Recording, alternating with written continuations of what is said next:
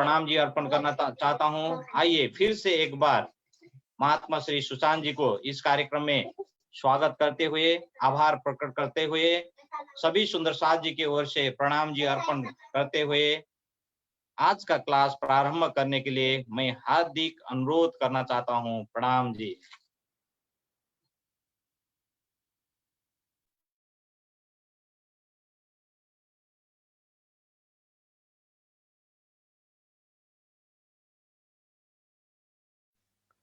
बोलो श्री प्राणनाथ प्यारे की जय।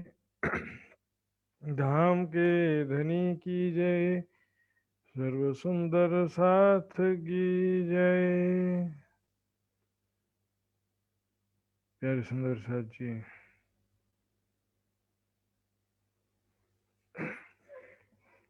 क्विज एक रिवीजन करने का एक बहुत बढ़िया साधन है, और इसका उद्देश्य इसलिए नहीं है कि भी किसी का एक प्रश्न गलत हो गया तो 20 में से 18 हो गया तो फिर उसका तो व्यर्थ हो गया, क्विज में पार्टिसिपेट करने का सारा मेहनत उसका विफल हो गया, ऐसा नहीं सोचना चाहिए। आपका गलत होता तो भी आप जीते और सही होता तो भी आप जीते। हारे सो हुई जीत। गलत रहता है का तो भी आपको वो बात जो आपने ध्यान से सुना नहीं होता है वो आपको अच्छे से याद हो जाती है। चर्चा में ध्यान से नहीं सुनते हैं, कई बार ऐसा हो जाता है, और कई बार ऐसा भी होता है कि आपको क्विज सबमिट करते समय आपको डाउट लगता होगा ये शायद इसका ये है कि सही जवाब क्या है, तब दोबारा उसका रिवीजन करने का जहमत नहीं उठाना चाहता कोई। मतलब उसको दोबारा एक बार वीडियो थोड़ा सा वाला हिस्सा ही कम से कम सुन लें, तो दोबारा वो जहमत उठाने का भी, कष्ट उठाना भी नहीं जाते हैं, तो अंदाजा से जवाब दे देते हैं। और क्योंकि मैं जो है इसका रिजल्ट के हिसाब से देखता हूँ कि कुछ लोग ऐसे जो आज सही आए हैं तो कल गलत हो जाते हैं, और कुछ ऐसे रहते हैं जो कल सही थे वो कल गलत थे वो आज सही कर देते हैं। इसका मेरे को यही लगता है कि थोड़ी सी लापरवाही आ जाती है सही होने से। और सुंदर साथ जी, एकाग्रता की भी बहुत जरूरत होती है सुंदर साथ जी। जब इतना गहन विषय चल रहा है, अब ध्यान से नहीं सुनेंगे तो फिर कैसे होगा काम। अब कोई काम करते करते सुनो, पहले वीडियो कैमरा बंद करके दूसरा काम करते करते सुन लेते हैं। और क्योंकि मेरे को थोड़ा रिजल्ट के आधार पर ऐसा डाउट हो रहा है, पहला व्यक्ति किसी किसी जगह में बलि का बकरा बन जाता है। मतलब किसी क्षेत्र में से पहला व्यक्ति ने जवाब दिया तो उसका 2-3 गलत हो गया, लेकिन दूसरा व्यक्ति बोलेगा हाँ हाँ ये गलत हो गया, तब मैं सुधार लेता हूँ करके, तो दूसरे व्यक्ति का तो अच्छा रहता, तीसरे व्यक्ति का थोड़ा सुधार हो जाता है। ये लोग अंदाजा लगाते हैं, पहली बार 12 आता है, फिर दूसरी बार 14 आता है, तीसरी बार 18 आता है, चौथी बार में 20 आ जाता है, 3-4 बार भी फिलअप कर देते हैं। तो सुंदर साथ जी, इसका उद्देश्य ये नहीं है, आपका 20 या 18 से मतलब नहीं है। मतलब है भाई आप ध्यान से इसको सुन रहे हैं कि नहीं सुन रहे, हम टेस्टिंग भी कर रहे हैं एक प्रकार से, पता भी चल रहा है कि कितना। और हमको ऐसा कोई शौक नहीं है कि ज्यादा संख्या दिखा करके बहुत अपनी वाहवाही करना, ऐसा नहीं है। पर और किसी का एक आध गलत हो गया तो इससे भी हम जो है कोई ये कम पढ़ाई किया ऐसा भी नहीं लेते। एक आध गलत हो गया तो उसको वो चीज जो ध्यान से नहीं सुना था वो अब ध्यान से सुन लेगा, इसी उम्मीद के साथ में हम उसमें भी संतुष्ट रहते हैं, ऐसी बात नहीं है। तो सुंदर साथ को भी संतुष्ट ही रहना है, इसमें कोई घबराने की बात नहीं है। बस ये आपको प्रयास करना है कि ध्यान से सुनिए, यदि कोई चीज छूट गया है तो दोबारा वीडियो सुन लीजिए। पूरा 2 घंटा सुनना भी जरूरी नहीं है, आपको वो थोड़ा अंदाजा होगा कि वाला विषय शुरुआत में आया था कि बीच में आया था कि लास्ट में आया था, और आपको अंदाजा नहीं लगता तो चौपाई के हिसाब से भी आप जज कर सकते हैं कि इस चौपाई के बाद में वो चौपाई आती है तो वहां पर इस ये विषय आया था। चौपाई भी आपको ध्यान देना है, अर्थ भी ध्यान देना सुंदर साथ जी। तो सभी सुंदर साथ से इसलिए मैं बार बार निवेदन करता हूँ कि भाई अपना जब वीडियो ऑन करके सामने बैठ करके सुने। और कई जो है वीडियो चालू करके भी सामने उनका चलता रहता है, और कई लोग का वीडियो बंद करके भी चलते रहता है, डिस्कशन या दूसरे काम चलते रहते हैं सुंदर साथ जी। बिल्कुल एकदम सावधानी का काम है सुंदर साथ जी, क्योंकि ये विषय आप सोचते हैं कि ये तो बहुत सारी चर्चा होती रहती है, बहुत सारी टीका हो गई है, कहीं ना कहीं से देख लेंगे। लेकिन सुंदर साथ जी ये जो लिंक एक फ्लो चल रहा है और अब एक सिस्टमेटिक जो चल रहा है वो दोबारा नहीं मिलता है। अब पिक्चर में कोई बीच का हिस्सा छूट गया तो दोबारा वो छूटा हुआ हिस्सा देखने कोई टॉकीज नहीं जाता। इसमें आप एक सीरियल है, ये फ्लो है, फ्लो धारा प्रवाह है। इसमें आपको बिल्कुल हर दिन आपको रहना जरूरी होता है। एक दिन मिस कर देते हैं तो अगले दिन का समझ में नहीं आता, बल्कि आप कोई बीच में 15 मिनट के लिए भी मिस कर देते हैं तो उस 15 मिनट के बाद क्या बोला गया वो भी आपको समझ में आता नहीं है। सुंदर साथ जी, तो आइए सुंदर साथ जी आज का विषय शुरू करते हैं।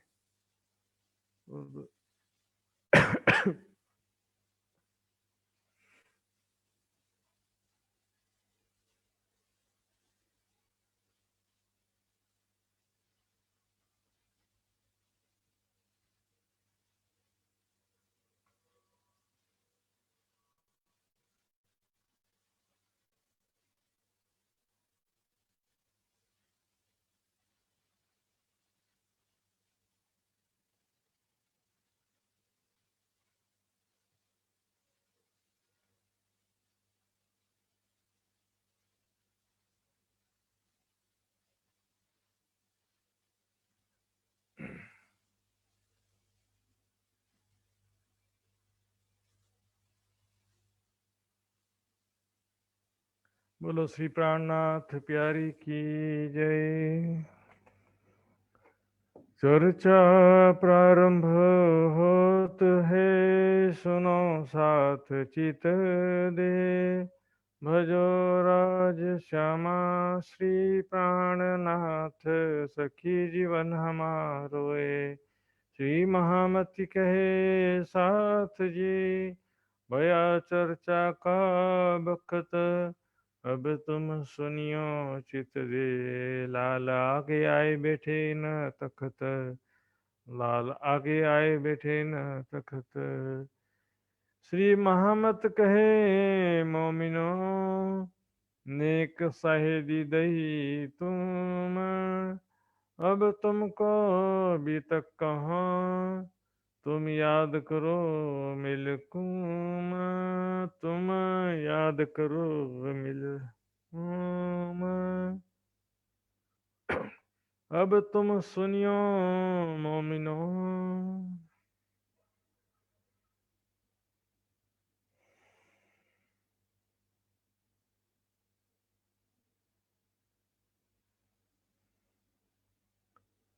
प्रणाम जी सुंदर साथ जी।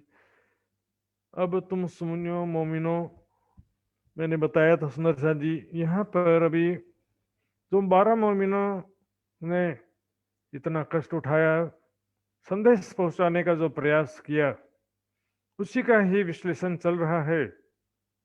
पिछले प्रकरण में हमने देखा था कुरान की साक्षी से सूरह कद्र का जो प्रसंग आया था। सूरह कद्र में बताया गया था किस प्रकार वो कद्र की रात जो 1000 महीने से बेहतर है। बेहतर का उर्दू शब्द इसका मतलब होता है ज्यादा। बेहतर तो खुदा जानता है, नहीं कि ज्यादा तो खुदा जानता है। 1000 महीने से बेहतर कहने का मतलब है कि उससे भी ज्यादा। तो अब यहाँ पर वो सारा प्रसंग बताया। इसी विषय में एक जो है मैं आपको जामिल मार्फत ग्रंथ का एक प्रमाण देना चाहता था मैं, कि प्रमाण के रूप में।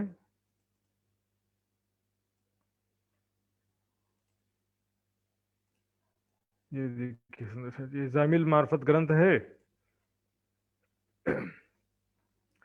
यहाँ पर स्पष्ट रूप से लिखा है, और ना इन्होंने खुद इस मुकदमा के बातिन मार्फत का इरशाद वर्णन समझा, न इन्होंने बादशाह औरंगजेब मौसूफ को समझाने दिया। न समझा न समझाने दिया। ये जामिल मार्फत जो ग्रंथ है इसमें भी स्पष्ट रूप से कह दिया, सुंदर साथ औरंगजेब बादशाह से न मिल पाए न समझा पाए। जब मिल ही नहीं पाए, समझा ही नहीं पाए, तो फिर सुंदर साथ जी विचार करने की बात है। औरंगजेब की प्रेरणा कहाँ से?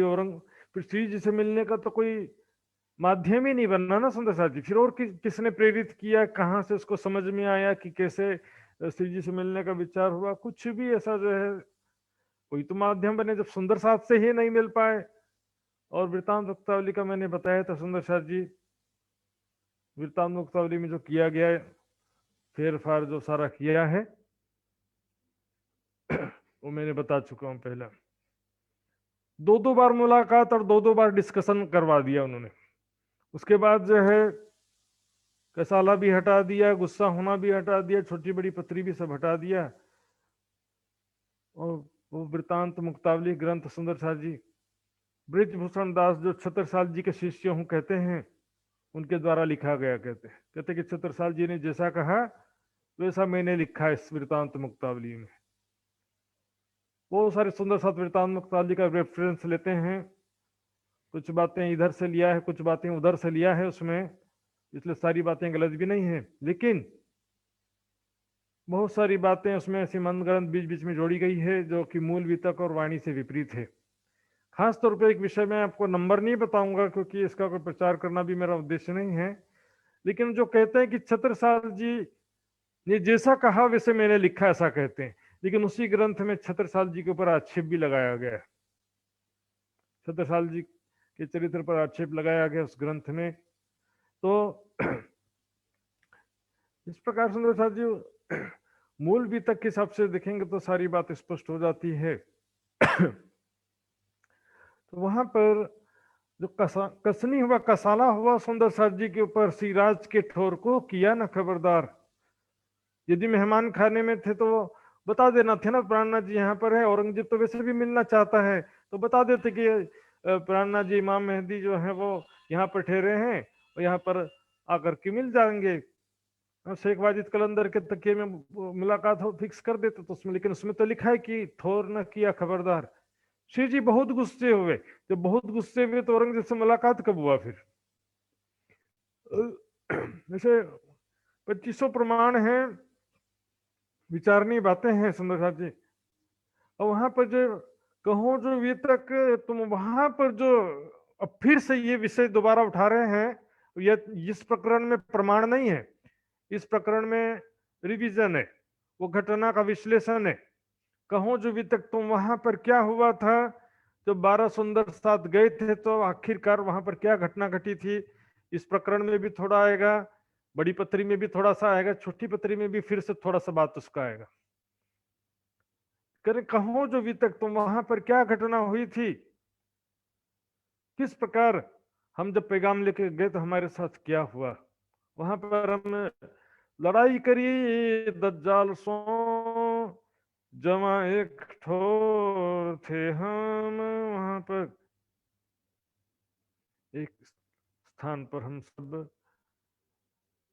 काजी शेख इस्लाम के घर के साथ में ही उनके रहने की व्यवस्था की गई थी और सब नजर कैद हुए थे। कब? बाद में। पहले कोतवाल सिद्दीक फौलाद के हवाले थे, वहां पर जो प्रताड़ना हुआ, और सुंदर साथ ने जब पूछा काजी से क्या क्या तुम्हारे रसूल साहब ने यही फरमाया है कि जो पैगंबर और खुदा पर ईमान लाया हो तो उसको प्रताड़ित करो, यही फरमाया है? सब रो दिया काजी। क्यों रोएगा, जब कुछ हुआ ही नहीं तो वो क्यों रो दिया?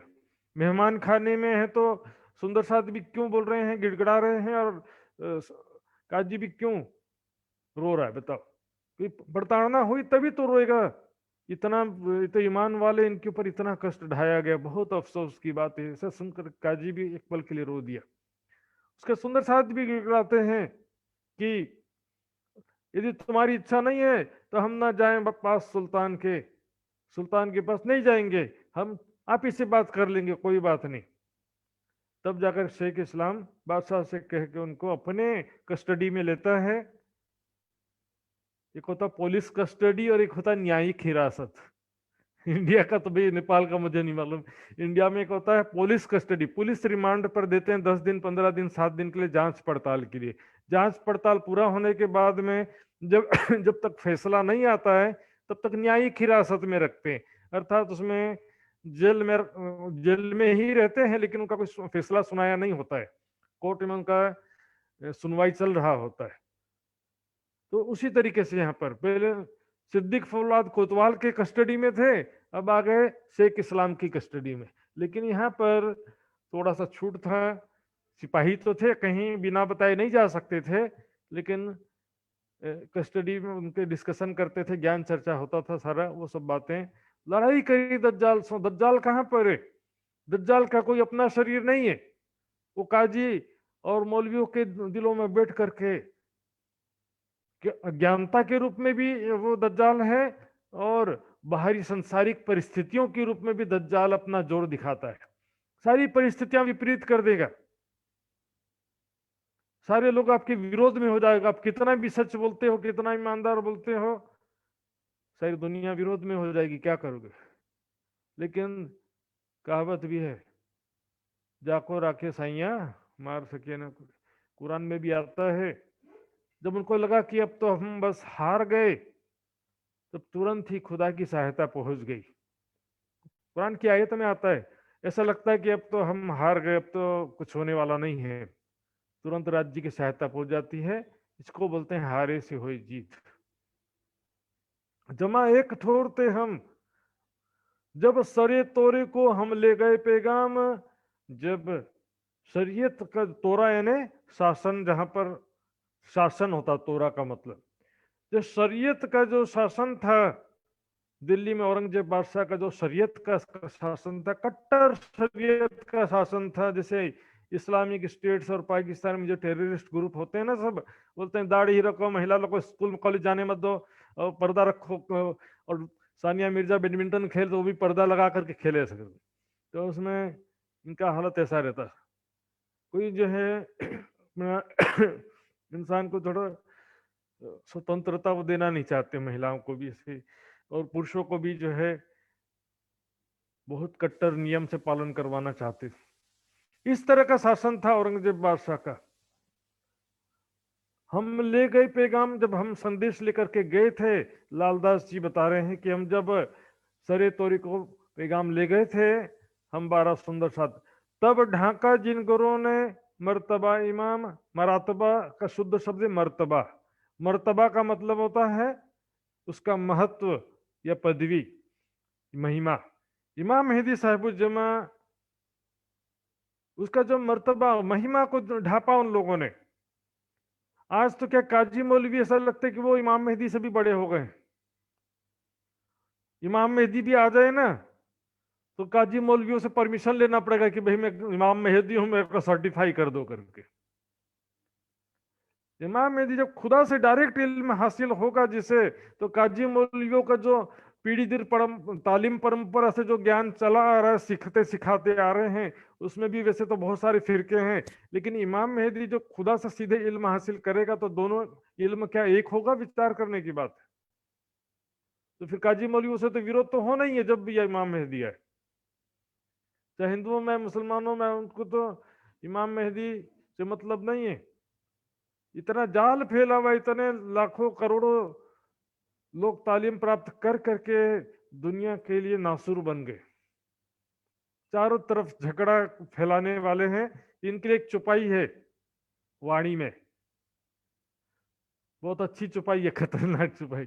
बिना अकीने पढ़े ही अपनी अकले करे बयान, बिना अकीने पढ़े ही अपनी अकले करे बयान, सो सुनाए सुनाए दुनी को कई किए बेईमान। सुना सुना करके दुनिया को बेईमान कर दिया, कई कई हजारों लाखों लोगों को बेईमान कर दिया सुना सुना के। तालीम परंपरा में देखिए कुछ प्रचार होगा ऐसा सोचते हैं, लेकिन तालीम परंपरा में जो है ना, एक रूढ़ीवाद ऐसा भी आ जाता है, जो सिखाया गया है, रट करके सिखा है, उससे आगे नहीं बढ़ते वो, और व्यक्तिवादी स्थानवाद भी बहुत बढ़ जाता है। तब ढाका जिन गिरोह ने मर्तबा इमाम मेहदी का जो महिमा जिसने ढापा, जिन काजी मौलवियों ने, खुदा है लानत है तिनको, उनके ऊपर खुदा की लानत है। लानत है, धिक्कार है। धिक्कार एक प्रकार का बद्दुआ है, धिक्कार है तुझे, मतलब उसको एक प्रकार से बद्दुआ दे रहे हैं। ता पर फरिश्ते फेरे लानत, फरिश्ते भी, देवी देवता भी उसको लानत देते हैं। सब मोमिनों की लानत हुई बखत क़यामत, सब मोमिनों की भी लानत होती है। धिक्कार होता है उसके ऊपर, ऐसे लोगों के ऊपर जो सत्य ज्ञान को प्रचार करने से रोकते हैं, अपना असत्य का बाजार छोड़ना नहीं चाहते। उदयपुर का बताया था मैंने सुंदर सर जी, उदयपुर में भीम भाई और मुकुंद दास जी को प्रचार के लिए भेजा था। उदयपुर में आज एक संप्रदाय है, निष्कलंक संप्रदाय, उदयपुर के आसपास के पूरे एरिया में है, और उनके किताबों में भीम भाई और मुकुंद दास जी का नाम भी लिखा है, लेकिन वो गादी गुरुपुत्र परंपरा से जो बैठ गया है, बस गुरु परंपरा गादीपति को ही मानते हैं। हालांकि वो उनके मंदिरों में बुद्ध निष्कलंक स्वरूप का फोटो और मूर्ति होता है, सफेद घोड़ा, उसके ऊपर एक मूर्ति में तलवार लेकर के सफेद कपड़ा पहना हुआ बुद्ध निष्कलंक स्वरूप बैठा है, ऐसी मूर्ति होती है उनकी। कोई देवी देवता की मूर्ति नहीं होती, न कृष्ण राम की मूर्ति भी नहीं होती है, बुद्ध निष्कलंक स्वरूप की मूर्ति होती है। साक्षात जो बुद्ध निष्कलंक स्वरूप उनकी पहचान करते नहीं, जो आए संसार में उनका ज्ञान भी समझने का प्रयास करते नहीं है। ये जो परंपरा, जो गुरुपुत्र गादी परंपरा संसार को खा गया, प्राणनाथ जी इसलिए कहते हैं विरोध सुर असुरों का दूजे जाति पैगंबर और धनी आए वेद कत्ते छुड़ाने।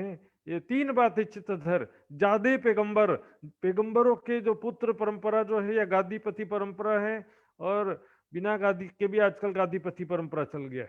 गादी जी नहीं है, लेकिन बहुत सारे शिष्य हो गए तो गादीपति जैसे ही हो जाते हैं।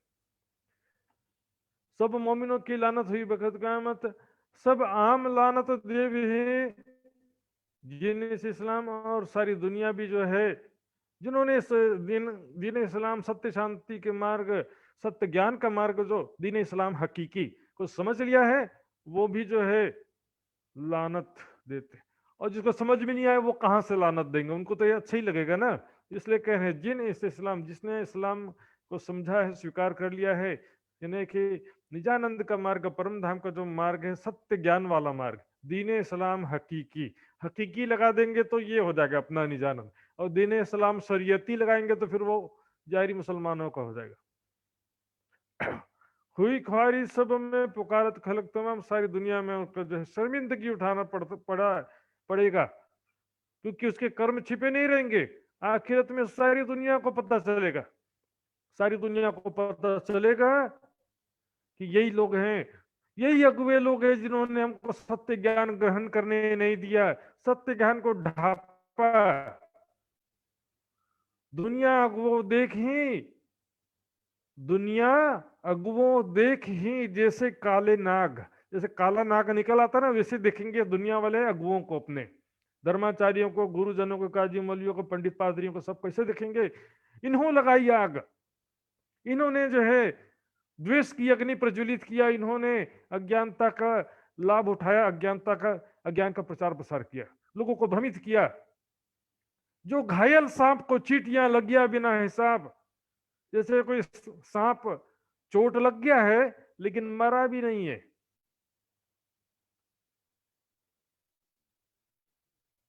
घायल सांप को चींटी काटेगी, बहुत सारी चींटियां चढ़ गई हैं, और सांप घायल है, भाग भी नहीं सकता, पानी भाग सकता तो कहीं पानी में जाके डुबकी लगा लेता, अपनी रक्षा कर सकता था, लेकिन घायल है, ऐसे चींटियां सब मिलकर के 100 200 500 चींटियां एक साथ काट रही हैं उसको, सांप को। त्यों अगुओं को दुनिया मिलकर देसी ताब सुंदर साथ जी। इसलिए मैं बोलता हूँ जो भी प्रचार प्रसार का कार्य सिर्फ शोभा का काम नहीं है, मान प्रतिष्ठा या सेवा प्राप्त करने का साधन नहीं है। बोलो तो सत्य बोलो, और नहीं जानते हो तो चुप रहो, लोगों को भ्रमित करने से अच्छा है कि चुप रहो। और असत्य ज्ञान लेकर के खिचम खिच करना, भड़काना, निंदा चुगली करना, तो खुद ही समझने की ताकत नहीं है, दूसरे को जो है अंधभक्ति करते हुए गुरु के नाम पर झगड़ा करना, स्थान के नाम पर झगड़ा करना, हमारे गुरु का अपमान कर दिया, हमारे गुरु का विरोध कर दिया, तुमको क्या समझ में आया है? ज्ञान ना इधर का समझ में आया ना उधर का समझ में आया, एक तरफ अंधश्रद्धा से जुड़ गए और दूसरे तरफ अंधश्रद्धा से विरोध कर रहे। लिख्या सिपारे दूसरे सैकुल जाको नाम, दूसरा सिपारा। सुंदर सा जी कल मैंने पहली बार नहीं बताया, इससे पहले भी चर्चा में मैंने बताया है, वाणी में भी वितक में कई बार आया है। 30 सिपारे होते हैं, 30वां सिपारा जो है अंतिम सिपारा होता है, सिपारा क्या होता है? पार्टीशन है। कुरान के 30 भाग को 30 सिपारा बोलते हैं। और सूरह यानी आयत, सूरह यानी कि प्रकरण। एक प्रकरण में बहुत सारी आयतें होती हैं। ऐसे प्रकरण कितने? 113 प्रकरण मैंने कल दिखाया था। 113 प्रकरण थे, लेकिन सिपारा तो 30 होता है। 30वें सिपारे में 36 सूरतें थी। 30वें सिपारे में तो पहले सिपारे में एक सूरत भी नहीं है, क्योंकि इसके बराबर बराबर 30 भाग में डिवाइड किया हुआ है। पहले की जो सूरह है, पहले की जो प्रकरण वो बड़े बड़े होते हैं, 250 आयतें हैं, 300 आयतें हैं। बाद की जो प्रकरण है, सूरह है, उसमें 4 आयतें हैं, 3 आयतें हैं। इसलिए उसमें प्रकरण की संख्या ज्यादा दिखती है, लेकिन आयतों की संख्या गिनेंगे तो बराबर रहता। सभी पारों में आयतों की संख्या बराबर रहती लगभग। लेकिन तो 30 पारा या सिपारा कहते हैं। सूरह कहेंगे तो 113 हो जाएगा। आयतों की संख्या कोई गिनती नहीं किया गया है। सैकुल जाको नाम दूसरा जो सिपारा है, दूसरा सूरह नहीं, सिपारा सैकुल जिसका नाम है, उसमें एक जो दज्जाल का प्रसंग आता है। दज्जाल बैठा दिल पर भानी रहा इस्लाम। दज्जाल जो है सबके दिलों में बैठा हुआ है, सब दुनिया को सत्य मार्ग से भ्रमित कर रहा है, पथभ्रष्ट कर रहा है दज्जाल। दज्जाल की माया की शक्ति है। वास्तव में बारीकी से देखे तो माया ही सब जीवों के रूप में है। इसलिए कहा ना, छल को छल ना लागे ही ओ लेहरी ओ जल। माया को माया नहीं लगती। माया के जीव माया के ही स्वरूप होते हैं, ब्रह्म सत्ता के ही स्वरूप होते हैं। जीव चेतना ब्रह्म सत्ता का ही स्वरूप कहा गया, माया का ही स्वरूप कहा गया। उसी को स्वाप्निक चेतना कह देते हैं, हुक्म कह देते हैं, ब्रह्म सत्ता कह देते हैं। दज्जाल बैठा दिल पर, दुनिया वालों के दिलों में दज्जाल बैठाया है। अब देखिए, दिल पर बैठा है दज्जाल। दिल या मन को दज्जाल नहीं कहा गया। लोग बोलेंगे मन शैतान है। मन काहे का शैतान है? हाँ, तमोगुण बुराइयों से युक्त जो मन है, बुद्धि है, जो बुराइयों से युक्त अंतस्करण है, वो अच्छाइयां जब आ जाएंगी तो मन थोड़ी खराब होता है। मन तो एक जो है, समझो कि एक तंत्र है। वाणी में क्या कर रहे मन, तू फर पख 25 माह है, तू 25 पक्षों में भ्रमण कर, तू बहुत ताकतवर है। 25 पक्षों में भ्रमण कर रहा मन को। मन जो है बुरी नहीं, बुरा बात नहीं। मन में जो ये माया की शक्ति है, शरीर में चेतना शक्ति, और उसी चेतना शक्ति माया की शक्ति से ही तो अंतस्करण कार्य कर रहा सारा। इसलिए सारी दुनिया जो है सत्य मार्ग को प्राप्त नहीं कर पाती है। सब खलक राह पावती जो है फेरत ना पैगाम है। सारी दुनिया जो है सत्य मार्ग को प्राप्त कर लेती यदि वो फेरत ना पैगाम। काजी मौलवी यदि संदेश के मार्ग में बाधा नहीं डालते तो सारी दुनिया आज सत्य मार्ग को प्राप्त कर लेती। सबसे पहले औरंगजेब सत्य को समझता, फिर उसके साथ में मुसलमान भी समझ जाते दूसरे, फिर एक हिंदू तन में होने के कारण, प्राणनाथ जी के एक हिंदू तन में होने के कारण समस्त हिंदू भी फिर आ जाते। इस प्रकार सारे हिंदू मुस्लिम सब प्राणनाथ जी एक बुद्ध निष्कलंक स्वरूप इमाम मेहदी साहिब उज्जमा के चरणों में आ जाते। दीदार होता दुनिया को बुद्ध निष्कलंक स्वरूप आखरुल इमाम मोहम्मद मेहदी साहिब उज्जमा का दीदार हो जाता, मोहम्मद हक की सूरत का दीदार हो जाता। पढ़ो भान दिया वकम। ये जो पढ़ो का मतलब क्या, तो तालीम प्राप्त करके काजी बन गए, तालीम प्राप्त करके आलिम बन गए। तालीम प्राप्त करने से कोई आलिम या मौलवी या काजी नहीं बनता।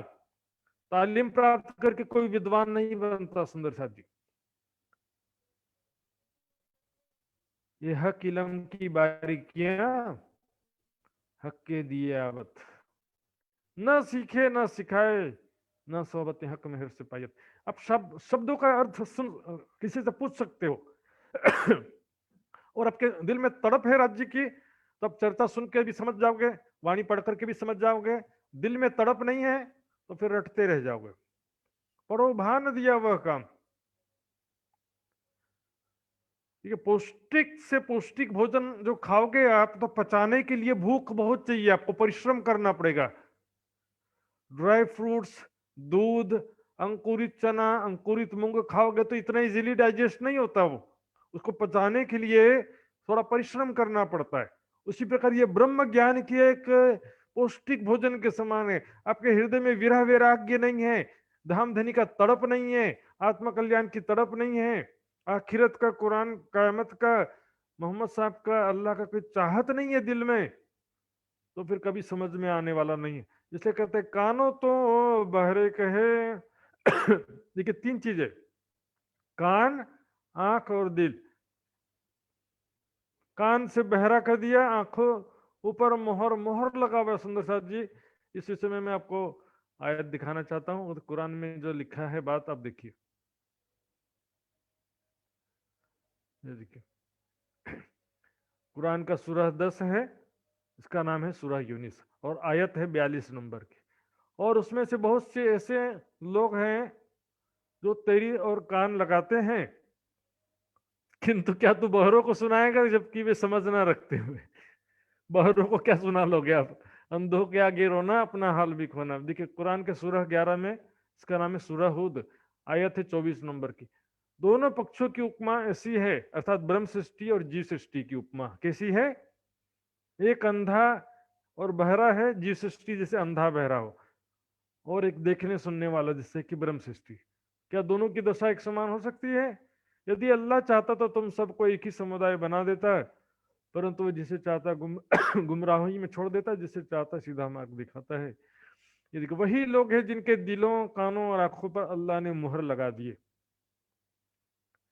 और उनके दिलों पर भी पर्दे डाल देते हैं कि वे समझ ना सके, कानों में की बोझ कि वे सुन ना सकें। तुम मुर्दों को नहीं सुना सकते बहरों को अपनी पुकार, न बहरों को अपनी पुकार सुना सकते। देखिए कहा ना, दिल, कान, आंख पर जो मोहर लगा दिया है, वही यहाँ पर ये चौपाई कह रही है। कान, आंख और दिल, तीनों पर मोहर लगा दिया। देखिए मुहर, अंधे इसलिए उनको क्या है, आंखों देखते हुए भी नहीं दिखाई देता है, सुनते हुए भी सुनाई नहीं देता है, और दिल में विचार नहीं है। किसी ने रटा दिया जबरदस्ती तो रट लिए, लेकिन विचारशीलता, सत्य असत्य का जो परखने की जो क्षमता है सुंदर साथ जी, वो नहीं होती। वाणी में कहा ना, सत शब्द को कोई ना चीन्हे, सुने हृदय नहीं संभार। हृदय ऐसा सुना है, सत्य असत्य की पहचान करने की परख नहीं है। सुन भी लेते दुनिया वाले तो पता नहीं, ये ऐसा कह रहा, वो ऐसा कह रहा, पता नहीं क्या सही है क्या गलत है। इसके लिए मैंने दृष्टांत सुनाया था सुंदर साथ जी, यादों का जोहरी वाला दृष्टांत। एक धनवान का बेटा था ना, उसको कांच का टुकड़ा दे दिया पिताजी ने मरते समय, कहा कि हीरा है। बाद में जो लेकर के गया दुकान में, दुकान वालों ने मना कर दिया, बोले तो बहुत कीमती हीरा है, लेकिन हमारे पास इतना पैसा नहीं है। बोले सच बताओगे तो सुनने की ताकत नहीं है, इसलिए आपको कौन सच बताएगा। सब चलते रहे, बहने दो, चलने दो, काय के लिए पंगा लें, काय का झमेला उठाएं। तो दूसरे ने भी ऐसे ही किया। फिर तीसरा जो जोहरी था, उसने उसको पहचान का था, पिताजी का दोस्त था उसके, उसने कहा ठीक है, 1 महीना यहीं पर रुको, मैं पैसे की व्यवस्था करके दे दूंगा आपको, तब तक के काम भी सीख जाना, जोहरी का काम सीख जाना। अब 1 महीना तक सोना चांदी हीरे सबकी परख करना सीख गया। 1 महीने बाद कहा अब अपना हीरा लाओ, और आज तुम जितना कहोगे उतना मैं आपको कीमत दूंगा। जब उसने हीरा निकाला अपनी डिबिया में से, देखा ये तो हीरा नहीं, कांच का टुकड़ा है। सुंदर साहब जी, हम में से भी बहुत सारे कांच का टुकड़ा पकड़ के बैठे हैं आज, उसको हीरा समझ रहे हैं, और ज्ञान कोई कहता तो झगड़ने के लिए तैयार हो जाते हैं। ऐसे भी कई सुंदर साथ होते हैं। तो और ऐसे जाहिरी हिंदू, जाहिरी मुसलमानों का भी ऊपर भी यही बात घटित होता है, तो सोचते हैं कि हम बहुत बड़े, हम सबसे श्रेष्ठ हैं। ब्राह्मण कहे हम उत्तम, मुसलमान कहे हम पाक। हम मोमिन सबसे श्रेष्ठ हैं, मुसलमान कहेंगे हम हैं मोमिन। हिंदुओं में ब्राह्मण कहेंगे कि हम सर्वश्रेष्ठ हैं। तो सुनिया नहता शोर, इतना ज्ञान का शोर, इतना जो है सुंदर साथ ने यहाँ पर इतना ज्यादा प्रचार किया, इतना ज्यादा प्रयास किया, तो भी उन लोग ने सुना ही नहीं। तो क्या लेना देना ज्ञान से। शंकर जी ने पार्वती जी को यो नहीं कहा कि दुनिया इस ज्ञान के योग्य नहीं है। ये तो क्या, जो ब्रह्मात्मा होगी कोई कहीं पर कोने में तो सुन करके तुरंत धामधनी के चरणों में आ जाएगी, प्राणनाथ जी के चरणों में आ जाएगी। बाइबल में लिखा है कि मेरी भेड़ें बकरियों की झुंड में मिल गई हैं, लेकिन मेरी भेड़ें मेरे आवाज को पहचानती है, मैं आवाज लगाऊंगा तुरंत निकल आएगी। मोमिन फर्ज उतार या पहुंचाते पैगाम। ब्रह्म सृष्टि अपना सुंदर साथ की जो जिम्मेदारी है, अपना फर्ज निभाना है बस। हमें क्या करना है? अपना फर्ज निभाना है बस। कोई समझे या ना समझे, जागे या ना जागे, विरोध करे या समर्थन करे, हमारा काम है संदेश पहुंचाना। अपना जिम्मेदारी, अपना फर्ज उतार दिया सुंदर साथ ने। अब कोई नहीं कह सकता, ना औरंगजेब कह सकता है, ना काजी मौलवी कह सकते कि हमको तो किसी ने बताया नहीं। हुआ मशरक मगरब जाहिर, सब सुनिया खलक आम। अब सारा जो है रहस्य, मशरक और मगरब, पूर्व दिशा हिंदुओं का कहा जाता है, और मगरिब यानी पश्चिम। मशरिक यानी पूर्व दिशा, मगरिब यानी पश्चिम दिशा। पश्चिम दिशा जो है अपन बोलते हैं ना पश्चिम देश, तो उसमें सब आ जाते हैं, अरब कंट्री भी आ जाती है और यूरोप कंट्रीज भी आ जाते हैं सारे। तो यहाँ पर क्या मतलब है कि वेद पक्ष और कतेब पक्ष दोनों का ज्ञान जाहिर हो गया। यहाँ पर हरिद्वार कुंभ मेला में जाकर के वेदों, शास्त्रों, पुराणों का भी स्पष्टीकरण कर दिया, और यहाँ पर वेद, कुरान, बाइबल और हदीसों का स्पष्टीकरण कर दिया। सब सुनिया खलका, सारी दुनिया ने सुना, लेकिन कुछ लेना देना नहीं था हमको। यार ज्ञान, ब्रह्म ज्ञान सुन लो, आत्मा का कल्याण कर लो, हमको जरूरत नहीं है, जरूरत है ना हमी लाई, घर बैठो भैया, मरो माया में। ऐसे लोगों के लिए तो कयामत, महाप्रलय या जो जगत का अंतिम समय में दुख आना लिखा है, ऐसे लोगों के लिए ही लिखा है। मैंने दिखाया था परसों कयामत कब आई की किताब से, मैंने प्रमाण भी दिया था कि जो मोमिन हैं, एक शाम देश से एक उम्दा हवा चलेगी, और जो कोई मोमिन जहां कहीं भी होगा उसके बगल से, छाती से लग करके उसके रूह को कब्ज कर लेगी वो हवा। वो कौन सी हवा है? इश्क की हवा है। उनके हृदय में विरह पैदा करेगी और उसके वो निकल जाएगी। संसार में सबसे ज्यादा जो बुरे लोग हैं वही बाकी रह जाएंगे, उनके ऊपर फिर जो है जो कयामत है, जो कहा गया है, कयामत का मतलब इसमें सब आ जाता। देखिए, कयामत का मतलब होता है न्याय और प्रलय और उसके बाद अखंड मोक्ष, तीनों को मिला करके होता है कयामत। बिना प्रलय के कयामत कैसे होगा? तो कयामत में प्रलय भी शामिल हो जाता है। इसलिए देखिए, दो प्रकार की कयामत लिखा है कुरान में। देखेंगे दो प्रकार की कयामत क्या है। कयामत उल सुगरा, ये छोटी कयामत है। कयामत उल कुबरा, ये है बड़ी कयामत। बड़ी कयामत जो होती है अर्थात महाप्रलय। महाप्रलय क्या होता है? स्वाप्निक रूप से होता है, नींद खत्म, सपना खत्म। महाप्रलय को फिजिकली या परमाणु बम से नहीं होता वो, या जल प्रलय से महाप्रलय नहीं होता है। लेकिन जो ये कयामतुल सुगरा है, इसको कहते हैं छोटी कयामत। छोटी कयामत में क्या होता है? जो लोग सैकड़ों हजारों की संख्या में जो लोग मारे जाते हैं ना, कहीं भूकंप आया, कहीं पर बाढ़ आ गया, कहीं पर विस्फोट हो गया, कहीं बीमारी आ गई, तो सैकड़ों हजारों की संख्या में जो लोग मरते हैं, इसको बोलते हैं कयामतुल सुगरा, छोटी कयामत इसको बोलते हैं। कयामत का मतलब प्रलय नहीं होता है, बिल्कुल भी ऐसा भी नहीं है, लेकिन इसमें दोनों चीज आ जाता है। भाई अखंड मोक्ष कैसे प्राप्त होगा जब तक यहाँ प्रलय नहीं होगा? पहले प्रलय करके उठाए ले तत्किन, तो भी ए ना देख ही दज्जाल में नहीं विचार। तो भी इतना जो है पुकार लगाया, सारा वेद कतेबों का सारा रहस्य हरिद्वार में जाकर के सारे धर्माचार्यों से ज्ञान का विजय प्राप्त किया। यहाँ पर औरंगजेब के काजियों को इतना ज्ञान चर्चा सुना दिया, फिर भी दज्जाल में नहीं विचार। दज्जाल स्वरूप, माया के स्वरूप जो जीव हैं, माया स्वरूप सारे जीव हैं, उनमें विचारशीलता ही नहीं है कि हमसे क्या गया और क्या रहे, हमसे क्या क्या आया था हमारे पास में खजाना और वो चला गया, वो अवसर हमारे हाथ में से चला गया, वो ज्ञान समझने का अवसर चला गया। तो इमाम मेहदी साहिबुज्जमा का संदेश आया था, वो हम इतना सारा जिंदगी जो बस अहंकार दिखावे की बंदगी करते करते जीवन बीत गया, वो भी कोई सच्चे दिल से नहीं करते सुंदर साथ जी। सच्चे दिल की बंदगी तरीकत कहलाती है। ऐसे कोई कोई सूफी संत वे जो सच्चे दिल से करते थे, हालांकि वो भी निराकार कोई ही परमात्मा मानते थे और अनल हक यानी कि मैं भी ब्रह्म हूं, कण कण में ब्रह्म है, वही सिद्धांत मानते थे, लेकिन दिल तो सच्चा था, कम से कम सच्चे दिल से करते थे। तो ये तो कहते हरि काजी मौलवी दिल से सच्चा नहीं है, बस दिखावे का फर्ज बंदगी। तो हालांकि देखा जाए तो उनके हाथ में कुछ भी नहीं आया, खाली गया, बस एक झूठा अहंकार लेके बैठे रहे कि हम मोमिन हैं, हम मुसलमान सबसे श्रेष्ठ हैं, मुसलमानों के अतिरिक्त बाकी सब काफिर हैं, हम ही सारे पवित्र हैं। गलत फहमी में बैठे रह गए, ना हुए खबरदार, सावधान नहीं हुए। वही मोहम्मद साहब हक्की सूरत के रूप में आए, मोहम्मद साहब का नाम लेते हैं, लेकिन मोहम्मद की सामने आ गए हक्की सूरत के रूप में, पहचानते नहीं।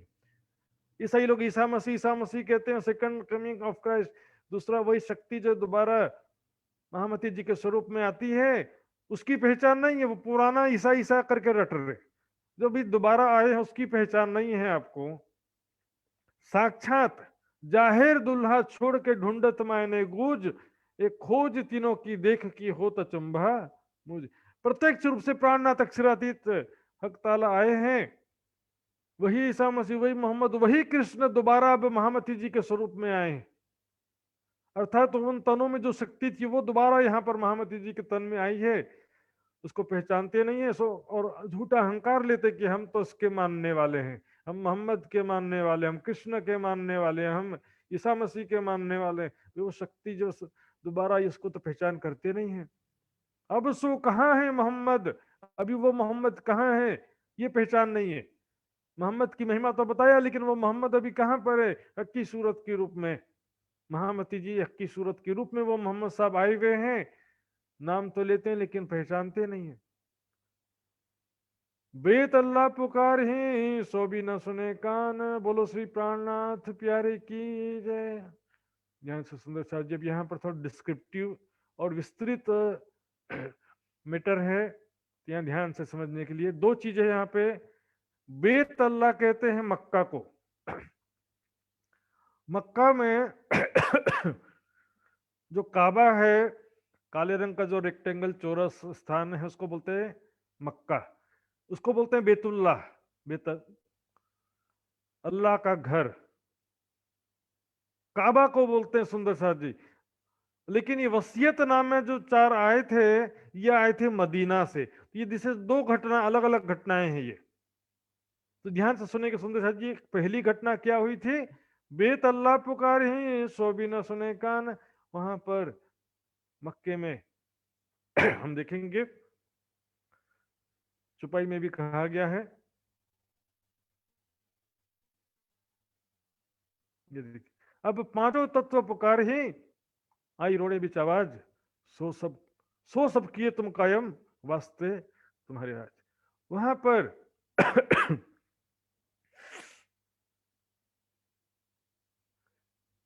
मक्का से जो ये सबसे पहले क्या वहां पर दो मीनारें थी, दो मीनारें वहां पर टूट के गिर गई और आई रोड़े बीच आवाज। रोड़ा कहते हैं रोड़ा किसको कहते हैं, जो बिल्डिंग तोड़ते हैं ना, तो ईंट सीमेंट के जो टुकड़े कचरे के समान पड़े रहते हैं, उसको कहते हैं रोड़ा। तो वहां पर जब टूट के गिर गई दो मीनारें, तो वहां पर आवाज आया, उसमें से आकाशवाणी हुई, रोड़े से आवाज आया कि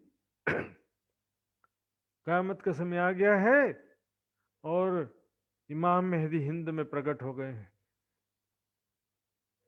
क्योंकि बेत अल्लाह कहते मक्का को, और वसीयत नामा चार आए, ताकि भी ना करे पहचान, ताकि भी ना करे पहचान। सुंदर सा जब देखिएगा वसीयत नामा, जो चार वसीयत नामा कब कब आए और वो वसीयतनामा वास्तव में है क्या चीज, वसीयतनामा किसने लिखा या किसने उसमें क्या लिखा, सब चीजें हम समझेंगे। सबसे पहले देखिए 4 वसीयतनामा आया है।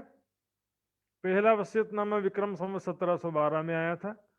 दूसरा वसीयतनामा विक्रम संवत 1731 में आया। तीसरा वसीयतनामा विक्रम संवत 1735 में, जब ये जो दिल्ली का प्रसंग चल रहा था इसी समय आया था।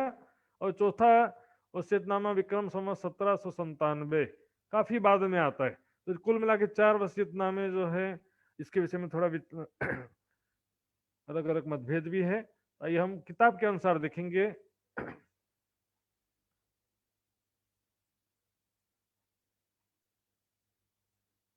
ये देखिए, ये है वसीयतनामा पहला और दूसरा, इसी में पूरा पहला भी लिखा है और दूसरा भी मिक्स है दोनों। तो इसमें जो है हम सारगर्भित रूप से पहले जो मैंने लिखा है उसको देख लेंगे तो ये समझने में आपको इजी पड़ेगा। उसमें क्या होता है, शेख अहमद नाम का एक व्यक्ति है जो मदीने में, मोहम्मद साहब की जो दरगाह है उसको मदीना बोलते हैं। खादिम रोजे पाक मोहम्मद मुस्तफ़ा, यानी कि मोहम्मद साहब का जो रोजे पाक है, उनका जो दरगाह है, समाधि का जो स्थान है, वहां पर वो रात के समय, रात के वक्त बीच रोजी मुबारक कुरान पढ़ता था। वो बता रहे कि मैं शेख अहमद हूं, मैं कुरान पढ़ रहा था रात के समय, अचानक नींद में गाफिल हो गया और तब ख्वाब में हजरत मोहम्मद सल्लल्लाहु अलैहि वसल्लम ने फरमाया।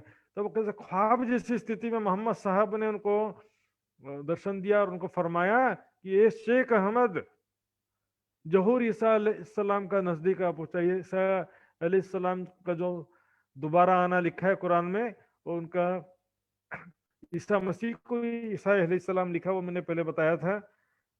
तो वो नजदीक आ गया उनके आने का जो समय है। और आखिरुल इमाम मोहम्मद मेहदी साहिबुज्जमा का समय भी नजदीक आ पहुंचा है। फरमाया खुदा का और उसके रसूल का करो, अपना मनमानी मत करो। तमाम होने सदी 11 के मेहतर जबराइल नाजिल होए, बरकत दुनिया की शफकत फकीरों की, कुरान मजीद को इस दुनिया के से उठाए के अपने मकान को ले जाए, द्वार तौबा के बंद। क्या लिखा है, दुनिया की बरकत और फकीरों की शफकत, नूरी झंडा और कुरान, जबराइल ले गया अपने मकान। जरा विचार करिए सुंदर साथ जी, दुनिया की बरकत सो तो कहया ईमान, देखिए चुपाई आती है, दुनिया की बरकत क्या है, सो तो कहया ईमान, फकीरों की शफकत सो आखिर मेहरबान। यदि जिब्रील जोश की शक्ति है, आवेश अलग है, जोश अलग है, और जिब्रील जो जोश की शक्ति जो राज्य का स्वरूप नहीं है, और जिब्रील से ना कुरान अवतरित हुआ, जोश की शक्ति से ना वाणी अवतरित हुई, तो विचार करिए सुंदर साथ जी, कुरान की ज्ञान शक्ति को अरब से हिंदुस्तान में कैसे ले आया जिब्रील।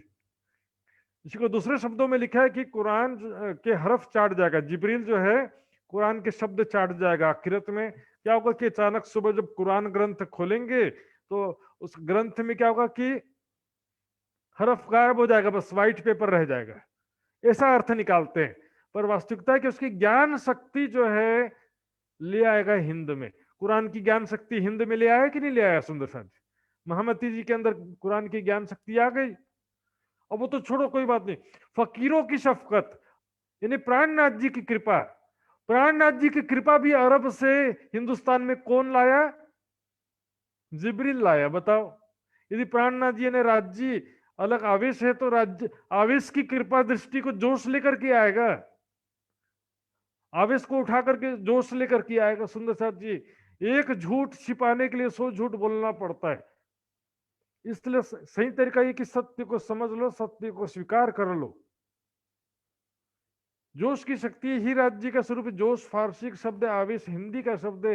यदि दोनों अलग अलग शब्द हैं तो जोश यदि फारसी का शब्द है तो उसको हिंदी में क्या बोलते हैं वो बता दीजिए, और आवेश हिंदी का शब्द है तो उसको उर्दू में क्या बोलते हैं ये भी बता दीजिए। फिर इल्म भी अलग हो जाएगा, ज्ञान भी अलग हो जाएगा, निस्बत भी अलग हो जाएगा, संबंध भी अलग हो जाएगा, इश्क भी अलग हो जाएगा, प्रेम भी अलग हो जाएगा, सारी चीजें अलग अलग हो जाएंगी फिर। क्योंकि देखिए, ये दुनिया की बरकत सो तो कहिया ईमान, फकीरों की शफकत सो आखिर मेहरबान। लेकर के जो है जिब्रील अब यहाँ पर आ गया। कहाँ गया? हिंदुस्तान में आ गया। और द्वार तौबा के बंद हुए। उम्मत मेरी की कहो कि शर्म करे, ये हुक्म आखिरुल इमाम मोहम्मद मेहदी साहिब उज्जमा का है।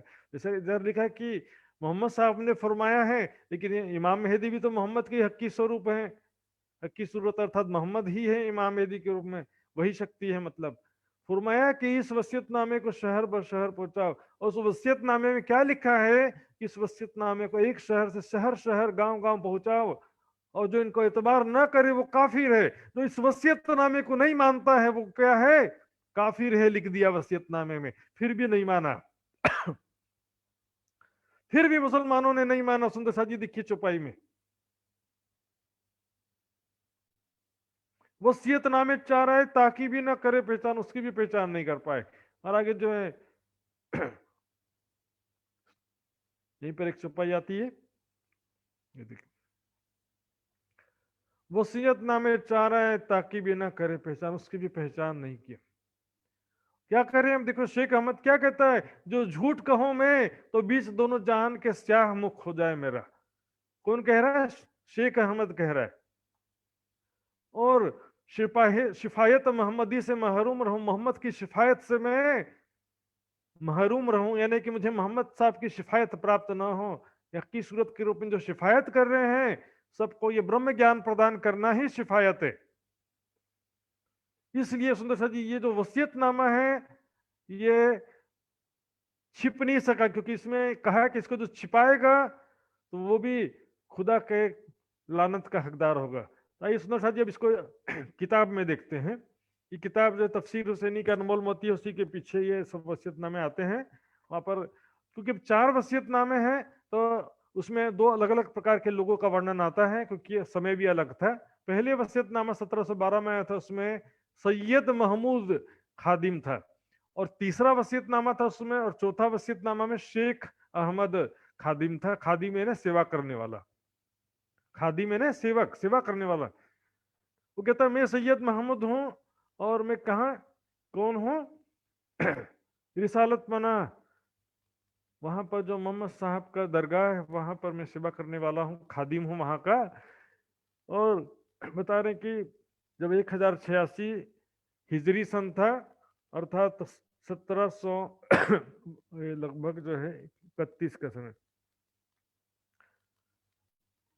हिजरी साल आवाज आई कि वहां पर आवाज आई, अचानक से उनको सुनाई दिया, वसीयत उम्मत मेरी को कहे, मेरी उम्मत को कहो कि सब बुरे काम तुम्हारे से, बुरे काम से जो है परहेज करे। खुदा जो कह रहा कि तुम्हारे बुरे कार्य की वजह से दरगाह खुदा की शर्मिंदा हूं मैं, खुदा की दरगाह में मैं शर्मिंदा हूं, ऐसा मोहम्मद साहब कहते हैं।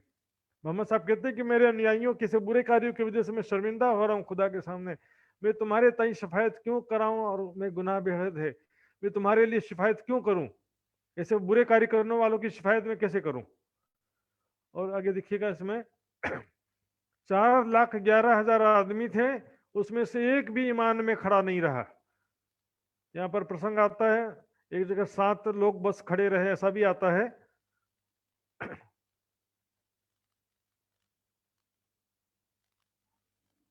ये देखिए यहाँ पर जो तीसरा वसीयतनामा है उसमें आता है कि 70,000 आदमी थे, उसमें से 7 व्यक्ति सिर्फ ईमान में खड़े रहे।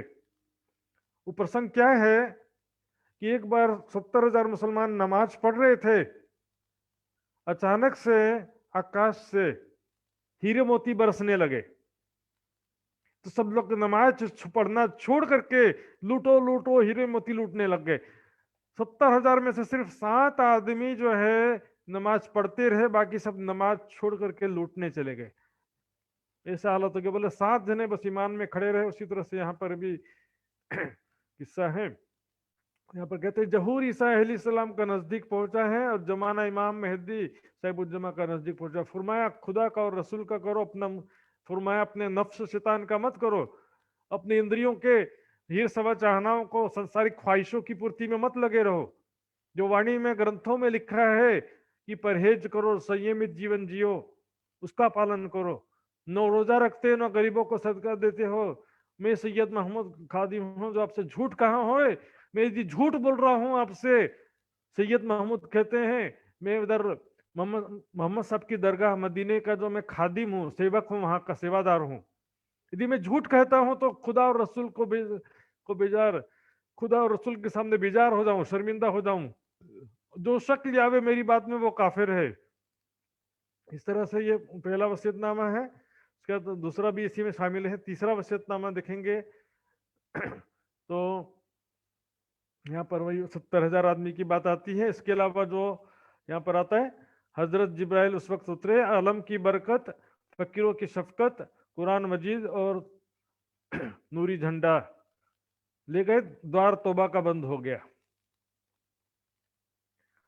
ये बताया ना समझ, फकीरों की शफकत सो आखिर मेहरबान। प्राणनाथ जी की कृपा को फकीरों की शफकत कहा है। वही प्राणनाथ अक्षरातीत की शक्ति मोहम्मद साहब के अंदर थी, तो जो उनकी कृपा दृष्टि अरब वालों पर थी, वो कृपा दृष्टि, यदि जोश की शक्ति राज्य नहीं है तो वो राज्य की कृपा को कैसे ला सकता है? विचार करने की बात है। कुरान की शक्ति को कैसे ला सकता है? जो वो मात्र जो आवेश अंदर बैठ के कह रहा है और प्रकट करता मात्र जोश है, तो भी जोश मात्र प्रकट करता है, तो फिर वो ज्ञान की शक्ति को कैसे ला सकता है?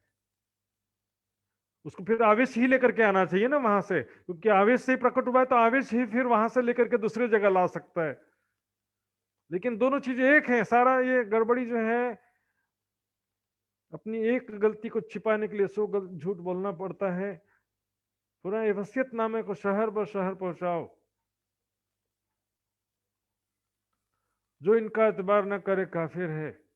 जो झूठ कहूं मैं तो बीच जहान, दोनों जहानों से रूह स्याह हुए। कह दिया मैं भी झूठ बोल रहा हूँ। और वसीयतनामा चौथा जो इसमें लिखा हुआ है 1151 संवत 1797 में आया सुंदर साथ जी।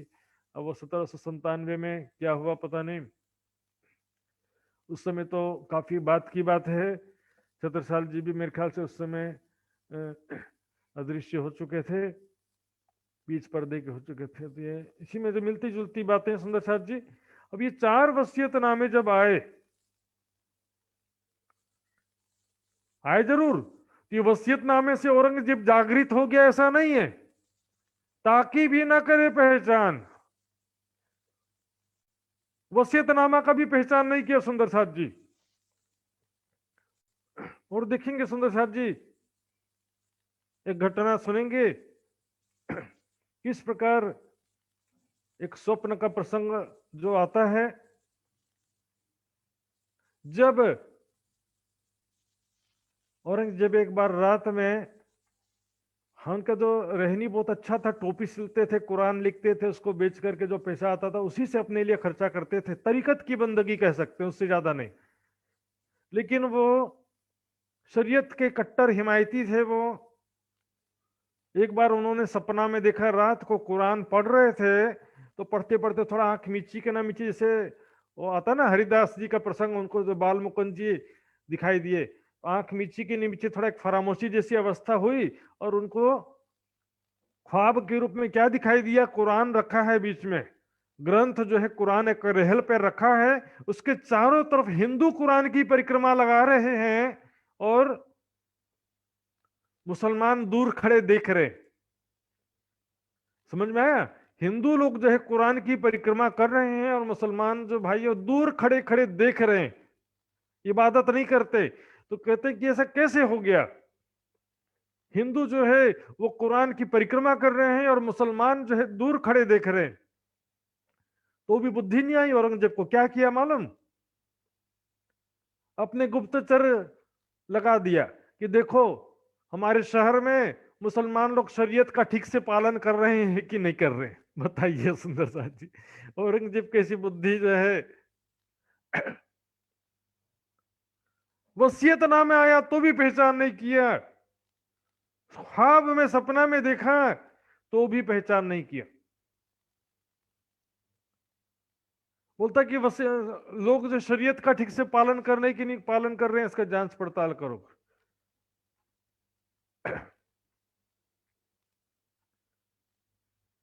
वास्ते मतलब दुनिया के छोड़ दिया इस्लाम, इसलिए अपने स्वार्थ के लिए दुनिया का जो बोले कि मेरा शासन सत्ता चला जाएगा सारा। यदि मैं एक हिंदू बैरागी के तन में यदि वो बादशाह आ जाएगा तो काजी मौलवियों ने सोचा कि हमारा सारा प्रतिष्ठा, सारी बादशाह, सारा ऐशो आराम हमारा छीन जाएगा। दुनिया के वास्ते इस्लाम को छोड़ दिया, इस्लाम यानी सत्य शांति के मार्ग को छोड़ दिया, खुदा का प्रेम, खुदा का ईमान छोड़ दिया दुनिया के सुखों के लिए, दुनिया के स्वार्थ के लिए। बोले हमको इसी दुनिया का जो परंपरावादी प्रचार करने से ही पैसा मिल रहा है, तो फिर क्यों छोड़े। कोई परंपरावादी प्रचार करने से, जैसे हिंदू में बोले भाई भागवत कथा करने से लाखों रुपए का आमदनी होता है, क्यों छोड़ दें। परंपरावादी जो चल रहा है कुरान के नाम पर और इस्लाम के प्रचार के नाम पर, कई लाख करोड़ रुपए का ये लोग कलेक्शन करते हैं। दुनिया को ऐशो आराम कौन छोड़ना चाहेगा। लाखों करोड़ों रुपए की प्रॉपर्टी दूसरों को कहते हैं सुसाइड बॉम्बर बन जाओ, और खुद जो है पैसा इकट्ठा कर बड़ी बड़ी बिल्डिंग बना रहे हैं, अपने बच्चों को अमेरिका और ब्रिटेन भेज रखा है, और दूसरे को कहते हो कि कुर्बानी कर दो अपना।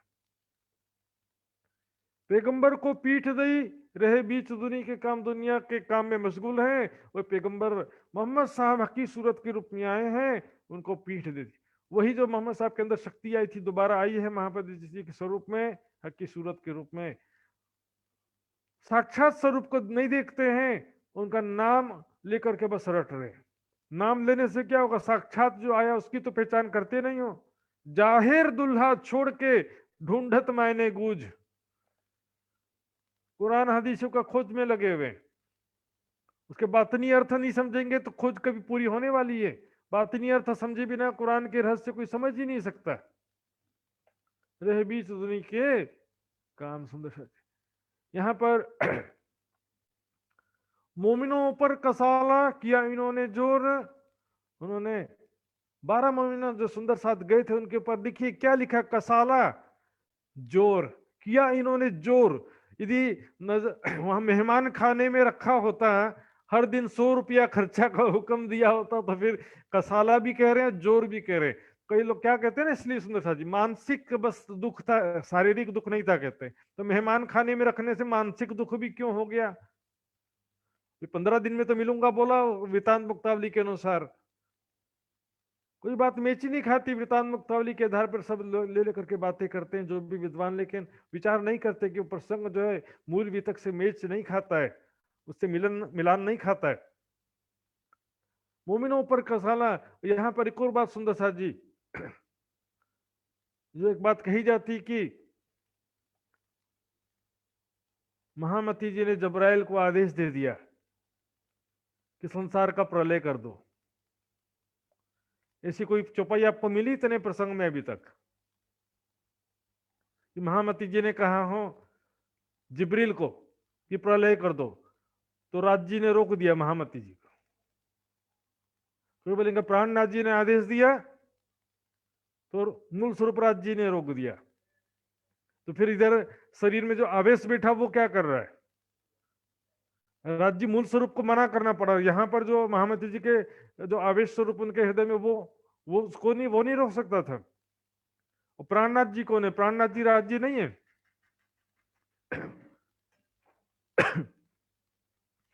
तो सुंदर जी विचारने की बात है, वो प्रसंग कोई प्रमाणित नहीं है, उसका कुछ भी प्रमाण नहीं है, और उसका बातें जो कही जाती है बिल्कुल जो एक चुपाई कहा जाता है, कच्छुक रखी रात खींच के सो भी वास्ते तुम, वो प्रकरण की 64वीं चुपाई है।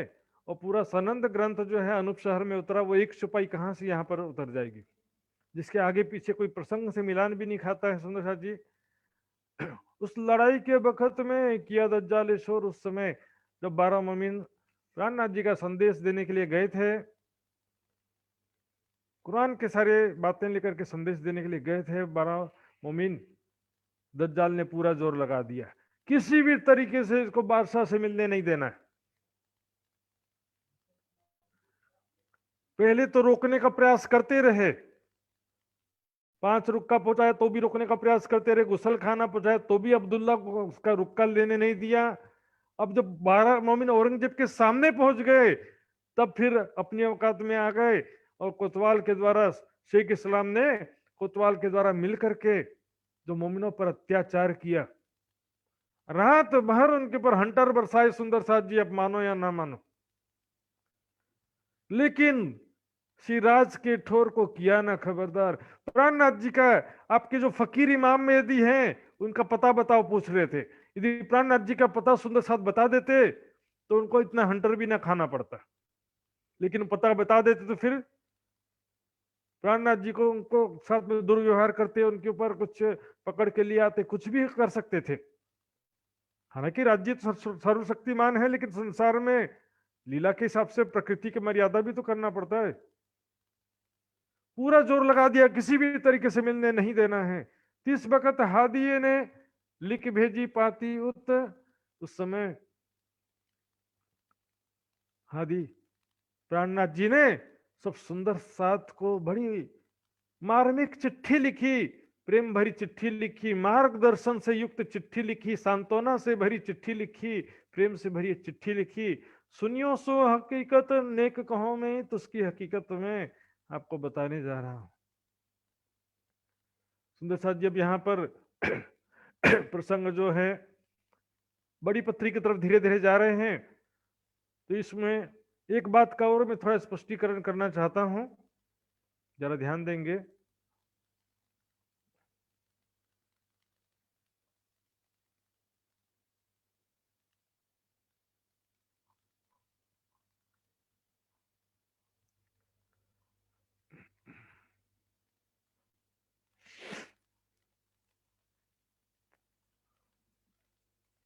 ये देखिए सुंदर साथ जी, ये क्या है? तख्ते ताउस, नाम सुना है? तख्ते ताउस का मतलब होता है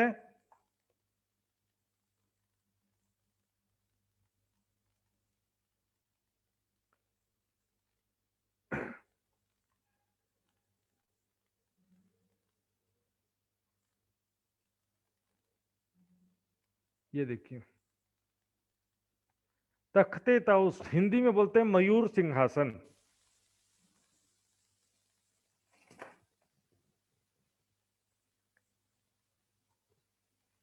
ये सिंहासन जो है हिंदू राजा के सिंहासन जैसा नहीं होता है। ये देखिए,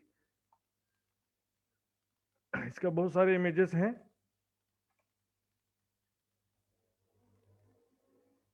ये देखिए, ये जो है वज्रासन में बैठते थे जो मुगल बादशाह होते थे ना, हिंदू राजा जिसे सामने पैर लटका करके बैठते हैं, इस तरह से नहीं बैठते हैं। मुगल बादशाह जो होते हैं, इसको ये अलग प्रकार का एक सिंहासन दिखाया है। तो इसमें क्या होता है, मयूर सिंहासन जो तख्ते ताउस, उसमें यहां पर देखिए जमीन से काफी ऊपर होता है, ये चबूतरा जैसे ऊपर हो जाता है, और इसके ऊपर आसन लगा रहता है, वज्र आसन में बैठते हैं। वज्रासन समझते हैं? पैर को मोड़ करके अपने ही पैरों की एड़ी के ऊपर बैठ जाते हैं, जो खाने के बाद वज्रासन करते हैं ना, तो वज्रासन में बैठते हैं। अब इसका देखिए, इसके जो चित्र में 4 पाया है, लेकिन वर्णन के हिसाब से इसके 6 पाए कहे गए। वज्रासन में 6 पाए हैं, ऐसा लिखा है ग्रंथों में। और देखिए,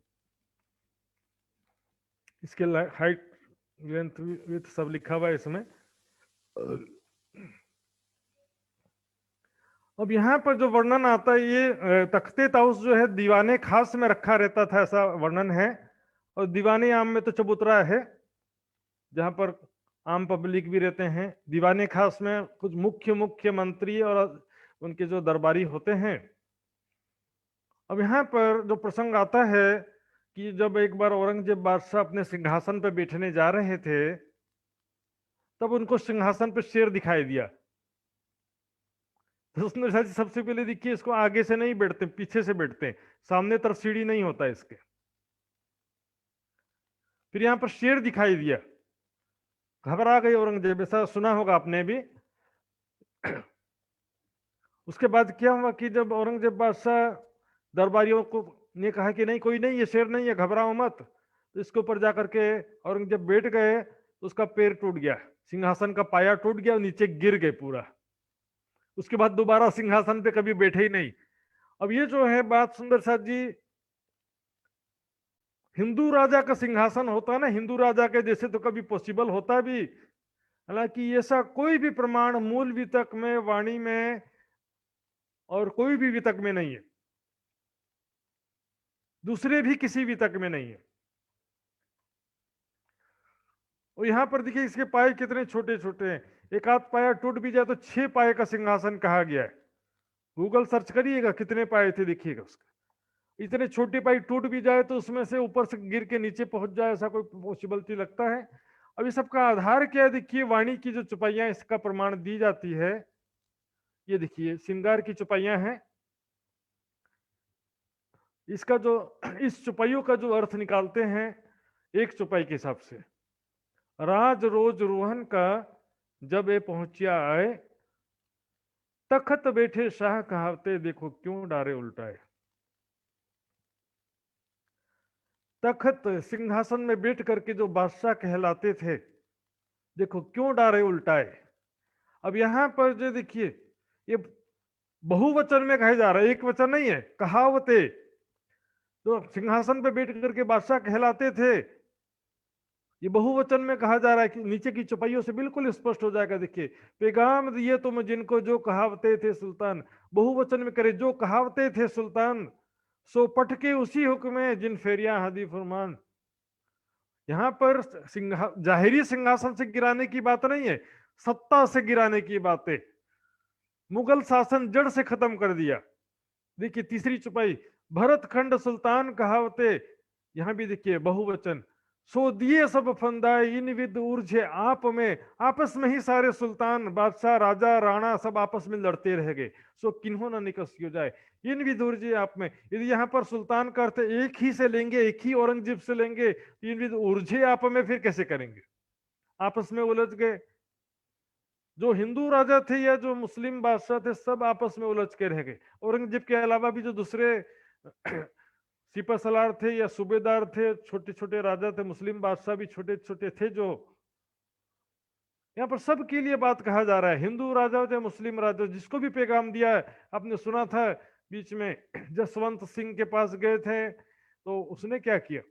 उसने भी तो पैगाम नहीं सुना, और वो भी उसके बेटे को धोखे से मारा औरंगजेब ने, और वो भी सदमे में वो भी मर गया। जो यहाँ पर जो बहुवचन में कहा जा रहा है संदेश, इन विदुर जी आप में जो भी हिंदू राजा या मुस्लिम राजा थे, जिन्होंने प्राणनाथ जी के संदेश को नहीं माना, प्राणनाथ जी के संदेश को जिन्होंने नहीं सुना, नहीं समझा, प्राणनाथ जी के स्वरूप की पहचान नहीं किया, सभी चाहे हिंदू राजा हो चाहे मुस्लिम राजा, सबकी बात आ जाती है इसमें। अब यहाँ पर आगे प्रसंग बता रहे हैं, उस समय में प्राणनाथ जी ने चिट्ठी लिखा था, जो जब थे कोतवाल के हवाले। देखिए जब कोतवाल के हवाले थे तब चिट्ठी लिख के भेजा था, और बाद में तो शेख इस्लाम जो काजी है उसके अंडर में हो गए थे, उसकी कस्टडी में आ गए थे बाद में। पहले जो कोतवाल सिद्दीक फौलाद की कस्टडी में थे, तब लिख भेजे खास कलाम। उस समय खास अपने जो विशेष रूप से धानधनी ने, प्राणनाथ जी ने अपने हाथों से सुंदर साथ जी को अपने हाथों से चिट्ठी लिखा। सुंदर साथ जी अपने हाथों से वो प्रेम भरे शब्द जो लिखे थे, वास्ते दिलासा मोमिनो जिन दलगीर हुए इनका। इतना कष्ट उठाने के कारण वो दुखी ना हो कि हमने इतना कष्ट उठाया, लेकिन हमको बदले में क्या मिला? जाकिर तक का कार्य तो कुछ हो ही नहीं पाया, मेहनत सारी व्यर्थ गई। ऐसा ना समझे, निराश ना हो, मेहनत ही हमारी सफलता है, प्रयास ही हमारी सफलता है। सफलता जो है वो हमारी सफलता नहीं है। यदि औरंगजेब ईमान ले आता तो किसकी सफलता होती वो? यदि औरंगजेब बादशाह ईमान ले आता ना, तो भी वो हमारी सफलता नहीं है सुंदर साथ जी, वो राज्य की सफलता है। हमारी सफलता वही है कि हमने प्रयास किया पूर्ण रूप से, यही हमारी सफलता है। गीता में यही कहा कि कार्य के प्रारंभ में कार्य की पूर्णता और अपूर्णता में समभाव रखते हुए कार्य का प्रारंभ करें, कार्य का संचालन करें। पूर्णता और अपूर्णता में समभाव रखते हुए कार्य में सफलता मिलेगी कि नहीं मिलेगी इसका चिंता नहीं करने का। ये पैगंबर हक का तुम्हें भेजे ऊपर इस्लाम, ये सुंदर साथ जो राज्य के संदेश वाहक थे, सुंदर साथ को भी मैंने बताया था 1,20,000 पैगंबर ब्रह्म सृष्टियों को कहा गया है तुम्हें भेजे ऊपर इस्लाम, तुमको सत्य ज्ञान का संदेश देकर के भेजा था, कुरान के गूढ़ रहस्यों का संदेश लेकर के भेजा था, कयामत की निशानियां लिख करके भेजा था। तो इन्हों मारा पैगाम को, उन्होंने पैगाम को रोका, सुंदर साथ पर अत्याचार किया, संदेश बादशाह तक पहुंचने नहीं दिया, तो हुई लानत तमाम, सबको लानत नसीब हुई, सबको गुनाह नसीब हुआ, सबको सारी दुनिया का धिक्कार नजदीक हुआ। अब ये हो तो शर्मिंदे, गर्म हो तो दोजक, उनके लिए दोजक तैयार हो रहा है। पश्चाताप दोजक जैसे कोई बताया था मैंने, हिंदुओं में जैसे नरक कुंडों का वर्णन आता है, नरक के कुंड, अग्नि कुंड, उस तरह से यहाँ पर दोजक के कुंड का वर्णन आता है। गर्म हो रहा है, नहीं कि भट्टी जल के तैयार की जा रही है, उसमें जलाया जाएगा, और भट्टी कुछ नहीं है, उनके गुनाह जो है, गुनाह ही खुद उनको जलाएंगे। सारी दुनिया की जब लानत लगेगी, चेहरा दिखाने के लायक नहीं रहेंगे। और इसके अलावा जिस दुनिया के सुख के लिए, सत्ता के लिए और संसारिक सुखों के लिए प्राणनाथ जी का संदेश ठुकराया, इमाम मेहदी का संदेश ठुकराया, सुंदर साथ पर अत्याचार किया, वो सत्ता भी नहीं रहेगी और संसारिक सुख भी नहीं रहेंगे। जिन सुखों के कारण और सत्ता के लिए सुंदर साथ को कष्ट दिया, सुंदर प्राणनाथ जी का संदेश ठुकराया। तो चिट्ठी में इस प्रकार लिखा था, तुम पर मेहर हादी की ए नजीक तुम्हारे हक। चिट्ठी में ऐसा लिखा था कि जो जिन्होंने पैगाम को रोका है उन सब के लिए दोजख तैयार हो रहा है, चिंता मत करो, उनको सजा मिलेगी उनकी करनी की, उसकी आप लोग चिंता मत करो। सजा देने का काम खुदा की शक्ति सबको, ब्रह्म सत्ता भी वैसे भी सजा देती है, और विशेष रूप से ब्रह्म सृष्टि का मामला जो है, तो परमात्मा की शक्ति विशेष रूप से इसमें सजा देगी। उड़ने वाले कहे मोमिन, मुतकी भी पड़ोसी तीन, ताए हर बहन तरंज पहुंचाए जिन, सो लटके बीच सूली अगिन। वो जो है अग्नि की सूली में लटकाए जाएंगे, उनके लिए दोजख तैयार हो रहा। पश्चाताप की सिर्फ मतलब मात्र पश्चाताप कर दिया तो हो गया, ऐसा नहीं है सुंदर साथ जी, नॉट इजी। संसारिक रूप से भी दुख प्राप्त होगा, भोग में रोग का दुख प्राप्त तो होता ही है, लेकिन जो इन्होंने किया है, ना रहेगी सत्ता, ना रहेगी प्रतिष्ठा, और ना रहेगा दुनिया की धन संपत्ति। अभी मान लो मृत्यु को प्राप्त हो जाए, पैसा किस काम का? ऐसी असाध्य बीमारी लग जाए जिसका कोई इलाज ही ना हो, पैसा किस काम का? बड़े बड़े डॉक्टर कोरोना से शहीद हो गए उनकी डॉक्टरी और उनका पैसा कहाँ गया? डॉक्टर की बात नहीं, सिर्फ बहुत सारे धनवान लोग भी जो कोरोना की वजह से, बहुत सारे धनवान भी मृत्यु को प्राप्त हुए। हम किसी का अच्छा हुआ ऐसा नहीं कहते, लेकिन एक बात है, धार्मिक ग्रंथों की बात है कि 10,000 करोड़ रुपए कमा लो, सारे पृथ्वी का धन कमा लो, अगले ही पल मृत्यु आ जाए तो क्या लाभ हुआ है? विचार करने की बात है। तुम पर मेहर हादी है कि ए नजीक तुम्हारे हक, उनके लिए दोजख है, और तुम्हारे ऊपर तो पल पल धाम धनी की मेहर है, पल पल धाम धनी तुम्हारे नजदीक है, साथ में है। धाम धनी जो उसकी शक्ति और जागृत बुद्धि के रूप में पल पल तुम्हारे साथ में है। तुम बैठे नजीक हक के, और परम धाम में तुम प्राण नली से भी नजदीक धाम धनी के चरणों में बैठे हो। तुम्हें पलक ना करे दूर, एक पल के लिए भी अपने नजरों से दूर नहीं किया धामधनी ने। इत ही बैठे देखे रोहे, कोई आया नहीं गया। शहरक से नजीक है, तुम जानो घर दूर है, शहरक से नजीक है। परम धाम हमसे दूर है ऐसा लगता है, इतने ही बैठे दिखे रोहे, वहीं पर मूल तन वहीं पर बैठे हैं धामधनी के चरणों में। शहरक का मतलब होता है, देखिए प्राण नली, शहरग, रग है नली, प्राण नली। तो प्राण नली यहाँ पर कई लोग का मत है कि गर्दन में होता है, कई लोग का मत होता है हृदय में होता है, तो इसमें लिखा तो है नहीं। सरकार श्री बोलते थे यहाँ पर प्राण नली गले में होती है। कुरान की किसी टीका में गर्दन भी लिखा है, कुरान की किसी टीका में हृदय भी लिखा है। हृदय में जो बड़ी सी धमनी आती है ना, जिससे ब्लड पूरे शरीर में जाने के लिए निकलता है, लेकिन यहाँ पर जो है गर्दन ही ज्यादा उचित लगता है, क्योंकि इसी सरकार श्री कहते थे कि ये गले में ऐसी प्राण नली है यहाँ पर, जरा से दबा दो तो मर सकते। इतनी बारीक होती है प्राण नली, बहुत ही पतली बारीक प्राण नली होती है। तो प्राण नली में बैठे हैं या प्राण नली से 4 मिलीमीटर की दूरी पर या 2 सेंटीमीटर की दूरी पर, इसका मतलब नहीं है। मतलब उस बारीक नली जो इतनी कम बारीक बारीक है, उससे भी कम राज्य और हमारे बीच में दूरी है। परम धाम में धाम धनी के चरणों में हम बैठे हैं। शहरक से नजीक हक अर्श बीच हक इलम देवे बैठा है। प्राण नली से भी नजदीक परम धाम में धाम धनी के चरणों में हम बैठे हैं। और मैंने बीच में एक वितक का प्रसंग के हिसाब से चुपाई बताया भी था। तुम्हारे धाम नजीक, तो परम धाम तुम्हारे शहरक से भी नजदीक।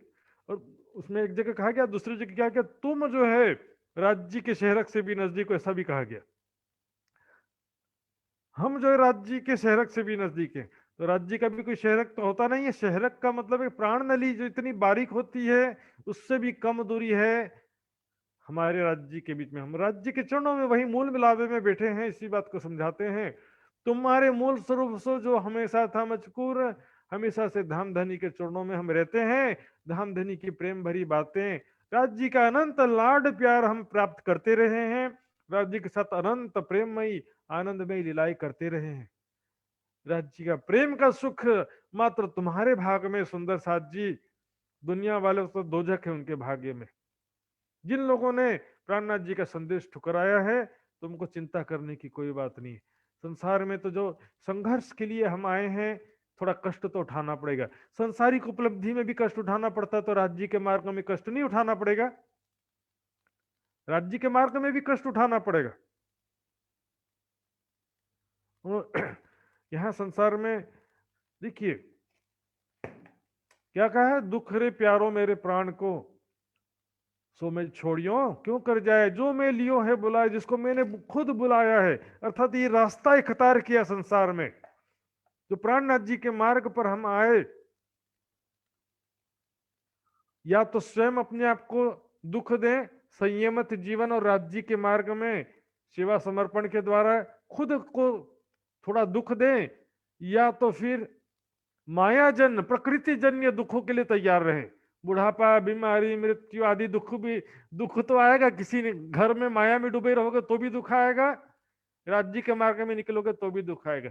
लेकिन धाम धनी का प्यार, धाम धनी के सुख, परम धाम के सुख उसी को प्राप्त होते हैं। बिना फना बका ना पावे कोई, बक्का चाहे सो फना होए, बकाए ने परम धाम के सुख चाहते तो फना होना पड़ेगा। बिना फना बक्का ना पावे कोई, अर्थात जीते जी अपने आप को धाम धनी के चरणों में जीते मारी आपको अपने आप को समर्पित कर देना, अपनी इच्छाओं को समर्पित कर देना है। दिखा किस वास्ते तुमको अजमावत है, जिस कारण आपको अजमा रहे हैं। धाम धनी माया में परीक्षा ले रहे हैं। बड़ी वृत्त की चुपाई है, मैं आजमावत हूं तुमको दिखाए बलाए इन ठोर। माया में अनेक प्रकार की मुसीबतें दिखा करके मैं तुमको आजमा रहा हूं, परीक्षा ले रहा हूं। सख्ती फकीरी दौलत, रोग दुख भी और सख्ती फकीरी दौलत, है ना। गरीबी देकर के भी राज्य परीक्षा लेते हैं, ज्यादा पैसा देकर के भी राज्य परीक्षा लेते हैं, बीमारी देकर के भी परीक्षा लेते हैं। कोई प्रिय व्यक्ति आपका मृत्यु को प्राप्त हो जाए, आपसे बिछड़ जाए तो भी परीक्षा लेते हैं। सुंदर साथ जी, बिछड़ना तो है ही आज नहीं तो कल, जो कल दुख होना रहता है वो आज हो जाता है। इसमें भी कोई गुस्सा होने की बात नहीं है। पुराण संहिता में बहुत अच्छा वर्णन किया महाराज जी परम धाम में। इश्क रबत किस में बोलते हैं, माया में जाओगे तो क्या करोगे, मेरे पति को मार दिया, मेरे बच्चे को मार दिया, ऐसा करके तुम जो है वहां पर जा करके मेरे पत्नी को मार दिया, बच्चे को मार दिया, ऐसा करके तुम राज्य से झगड़ा करोगी, राज्य से नाराज हो जाओगी। तो बीमारी भी एक परीक्षा है राज्य की, और ज्यादा पैसा भी राज्य की परीक्षा। पैसा पा करके याद करते कि भूल जाते हैं, सुख में राज्य को भूलते हैं कि याद करते हैं, दुख में राज्य को भूलते हैं कि याद करते हैं। सिर्फ सुख में भूलते हैं ऐसा नहीं है, कई बार जो है दुख में भी भूल जाते हैं। राज्य के मार्ग में कष्ट आया तो राज्य को छोड़ दोगे। निजानंद संप्रदाय में आए हैं, जब से दुख आने लग गया। सुंदर शाह जी कहाँ पीछे पड़े में, देखो कितना राज्य के जागने कार्य के लिए भी कितना कष्ट उठाया है सुंदर साथ ने। हमारा तो कष्ट कुछ भी नहीं है। दिखाए बलाए कसाले ये मुकदमा कयामत, अनेक प्रकार की बलाएं यानी मुसीबतें, कसाले यानी कि कष्ट दिखा करके राज्य परीक्षा ले रहे हैं। करी कुर्बानी तीन कारणे परीक्षा सबकी होए, सबकी परीक्षा होगी। परीक्षा से ही पता चलेगा कौन ब्रह्म सृष्टि है, कौन जीव सृष्टि, कौन ईश्वरी सृष्टि। परीक्षा सबकी होए करे कुर्बानी जुदे जुदे सांच छूटिए। मुकदमा कयामत, कयामत का जो दावा है, मुकदमा है ना, सिद्ध करते हैं, जैसे मुकदमा होता है ना कोर्ट में, इन्हें कयामत का जो दावा सिद्ध करने का है, ज्ञान कयामत का समय आ चुका है, ये सबको संदेश देना है। इस कार्य में कष्ट तो होगा, क्योंकि दुनिया को ये अब की बात को सुन करके मान जाएगी, ये सब अपेक्षा नहीं करना चाहिए। समझने वाले एक मिलेंगे, पत्थर मारने वाले 10 मिल सकते हैं। जो लड़ाई तुम करी सो होशी रोशन चौदह तबक, जो आपने संघर्ष किया है, कष्ट उठाया है, ज्ञान की लड़ाई है, तलवार की लड़ाई नहीं है, बंदूक की लड़ाई नहीं है। होशी रोशन चौदह तबक, इस संदेश देने का जो कार्य किया है, जो कष्ट उठाया है, तो उसके 14 लोकों में उसका प्रकाश फैलेगा। उस वितक के माध्यम से कि ये सुंदर साथ गए थे, उन्होंने ज्ञान का संदेश दिया, लेकिन उनको इतना कष्ट उठाना पड़ा। ये बात जितना दुनिया में फैलेगी, उतना जो है सच्चाई दुनिया के सामने आएगी, सत्य ज्ञान का प्रकाश उतना ज्यादा फैलेगा। मौत दज्जाल की इनमें इस तरह से अज्ञान और माया रूपी दज्जाल की मौत होनी है। ज्ञान के द्वारा अज्ञान का नाश होना है, जागृत बुद्धि के द्वारा स्वाप्निक बुद्धि का नाश होना है।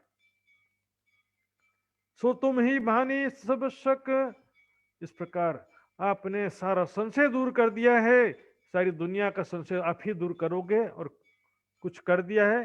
कुछ लोगों का संशय दूर हो चुका है, बाकी लोग का भी लास्ट में हो जाएगा।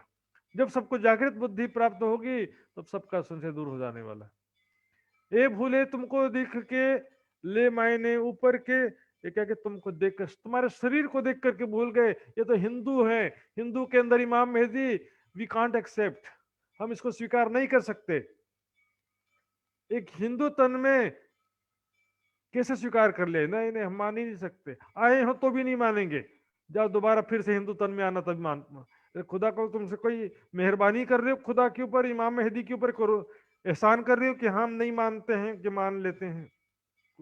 खुदा को जरूरत नहीं है, इमाम मेहदी को भी तुम्हारा मानो नहीं मानो, तुमको जो ईमान लाएगा अपने लिए, जो ईमान नहीं लाएगा तो भी अपने लिए। कुरान में लिखा है कि मोहम्मद साहब, ये मोहम्मद तुम्हारा काम केवल संदेश पहुंचाना है, हिसाब लेना हमारे जिम्मे।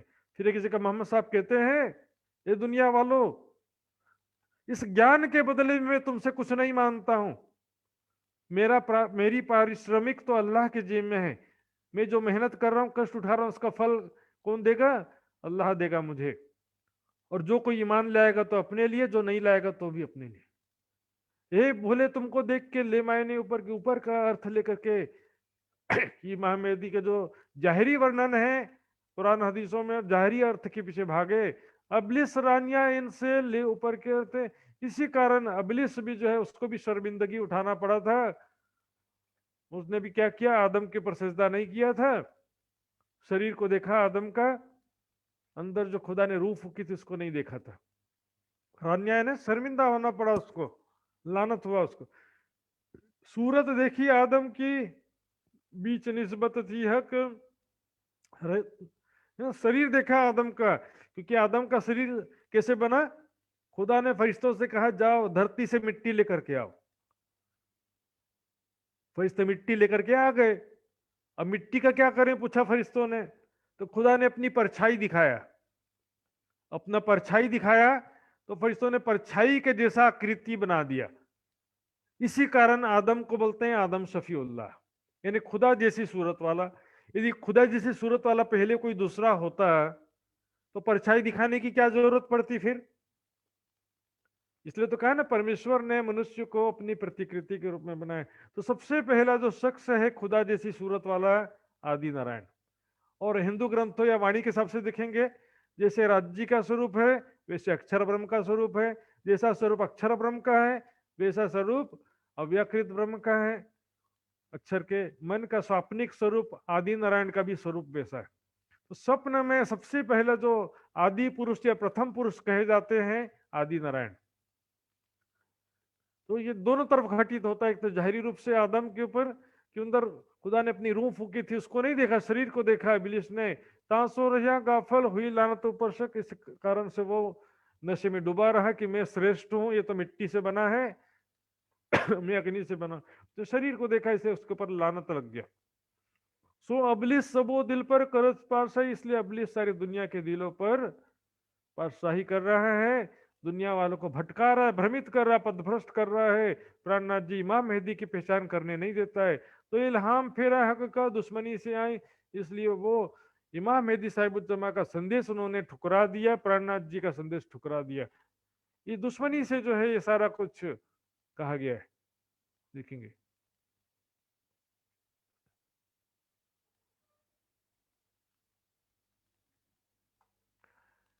चुपाइयां बड़ा कामतनामा मार्फत सकर खुलासा में, इनकी औलाद की मारो राह सबके दिल पर हो पाशा।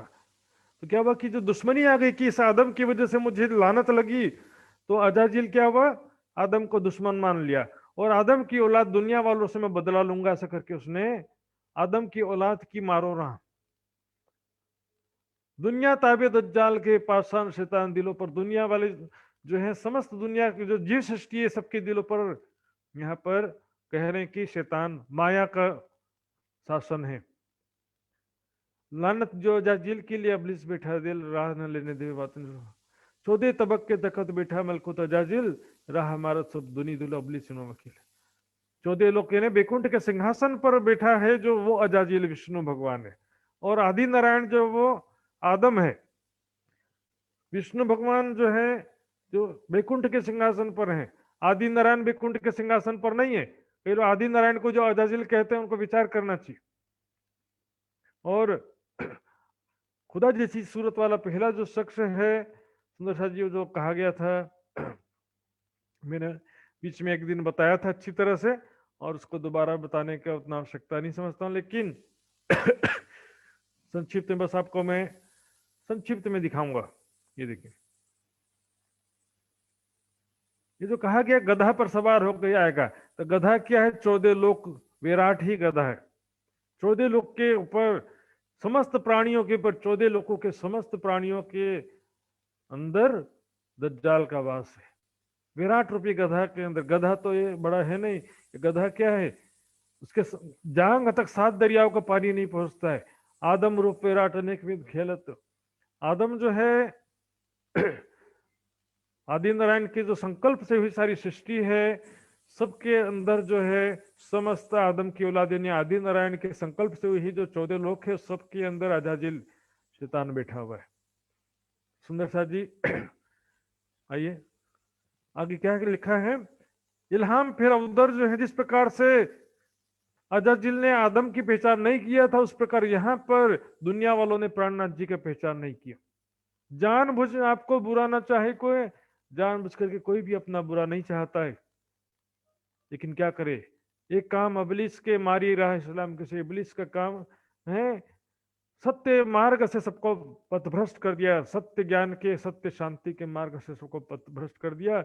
लिखिया लोमोफुज में जो सिजदा आदम पर लोमोफुज अर्थात सुरक्षित लोह पट्टिका ने राज्य के हृदय में जो सारी स्टोरी पहले से लिख लिया है, राज्य ने पहले से निश्चित कर लिया कि ऐसी ऐसी घटना होनी है।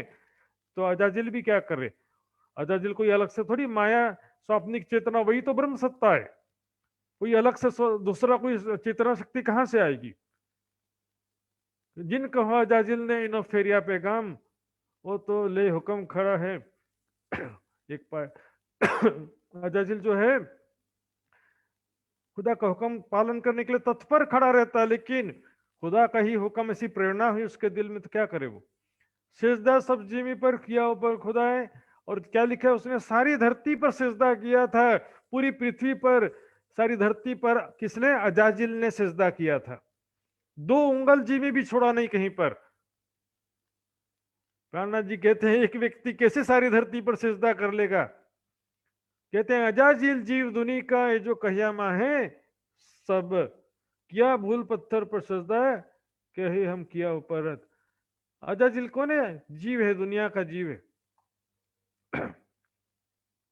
अजाजिल जीव दुनी का ये जो कहियामा है सब, किया भूल पत्थर पर सजदा कहे हम किया ऊपर रब। समस्त दुनिया वालों ने नाम तो परमात्मा का ही लिया, लेकिन किसी ने निराकार को पूजा किया, किसी ने साकार को पूजा किया। यदि अजाजिल जीव दुनिया का जो कहियामा है सब किया भूल पत्थर पर सजदा कहे हम किया ऊपर। पत्थर पर यानी किसी ने बहुदेव पूजा किया, किसी ने साकार भक्ति किया, लेकिन उसको क्या किया? खुदा के नाम से किया ऐसा माना, इसलिए कहे कि 2 उंगल जिमी कहे हम किया ऊपर रब।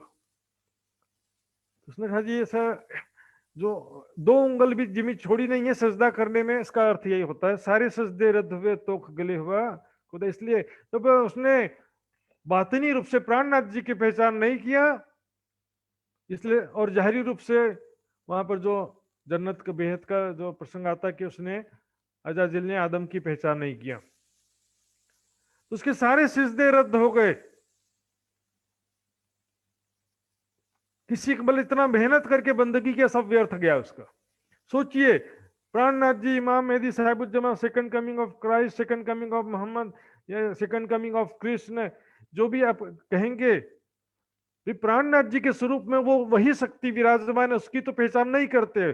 कृष्ण कृष्ण कर रहे हैं, इधर मोहम्मद मोहम्मद कर रहे हैं, उधर ईसा मसीह कर रहे हैं। वही शक्ति आई है दुनिया में दोबारा, उसकी पहचान नहीं करते।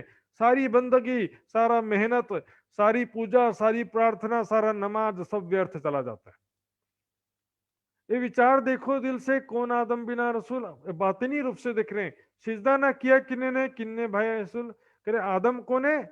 एक होता है आदि आदम, आदि आदम आदि नारायण हो गए, और आखिरी जो यहाँ पर मैंने बताया था, दोबारा देखेंगे,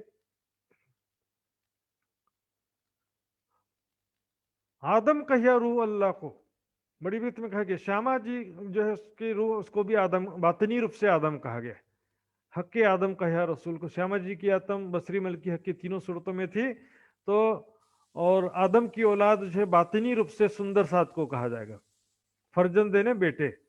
जो ब्रह्म सृष्टि है वही जो है चुपाई के सबसे हम देखते हैं तो न किया सजदा ऊपर आखिरी आदम कौन हो गए? प्राणनाथ जी। और आदि आपन आदम जो कहा है, आदा आपन आदम के 5600 जब बीते करके चुपाई आती है, आदि आदम कहते हैं आदि नारायण को, या आखिरी आदम कहते हैं इनको। तो बात जाहिरी रूप से आदि नारायण होते हैं, बातिनी रूप से प्राणनाथ जी को कहा गया है आदम, आखिरी आदम। तो यहाँ पर अजाजिल कौन हो जाएगा? सारी दुनिया, दुनिया वाले जिन्होंने प्राणनाथ जी के स्वरूप की पहचान नहीं किया, उनके शरीर को देखा, रूह की तरफ नहीं देखा कि वो तो हक का नूरी रसूल। इस तरह से सुंदर साथ जी शुरुआत में जो किया था अजाजिल ने, अब यहां पर आखिरत में भी फिर वही गलती दोबारा कर रहा है। सेजदा न किए किन्ने भान्या रसूल, किसी ने भी प्राणनाथ जी की पहचान नहीं किया, उनके चरणों में सिजदा नहीं किया। जीव सृष्टि माया में डूबी हुई है, चाहे हिंदू हो, चाहे मुस्लिम हो, चाहे ईसाई हो, चाहे पौराणिक हो, चाहे वैदिक हो, चाहे साकारवादी हो, चाहे निराकारवादी हो, किसी ने भी प्राणनाथ जी की पहचान नहीं किया। श्री मोहम्मद के मोमिनो, ये बीतक शरीयत, ये जो है शरीयत की जो शरीयत के सिरे से लड़ाई हुई, शरीयत के बादशाह से जो लड़ाई हुई उसकी बीतक है।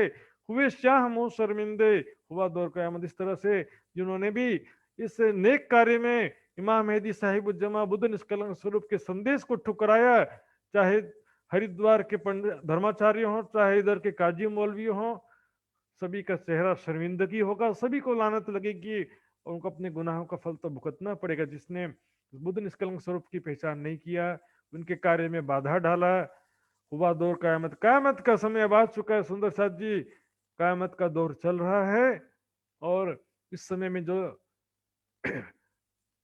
प्राणनाथ जी की पहचान नहीं करेगा, उनको अपने गुनाहों की सजा भुगतनी पड़ेगी। सुंदर साथ जी आइए चौपाई दोहराते हैं।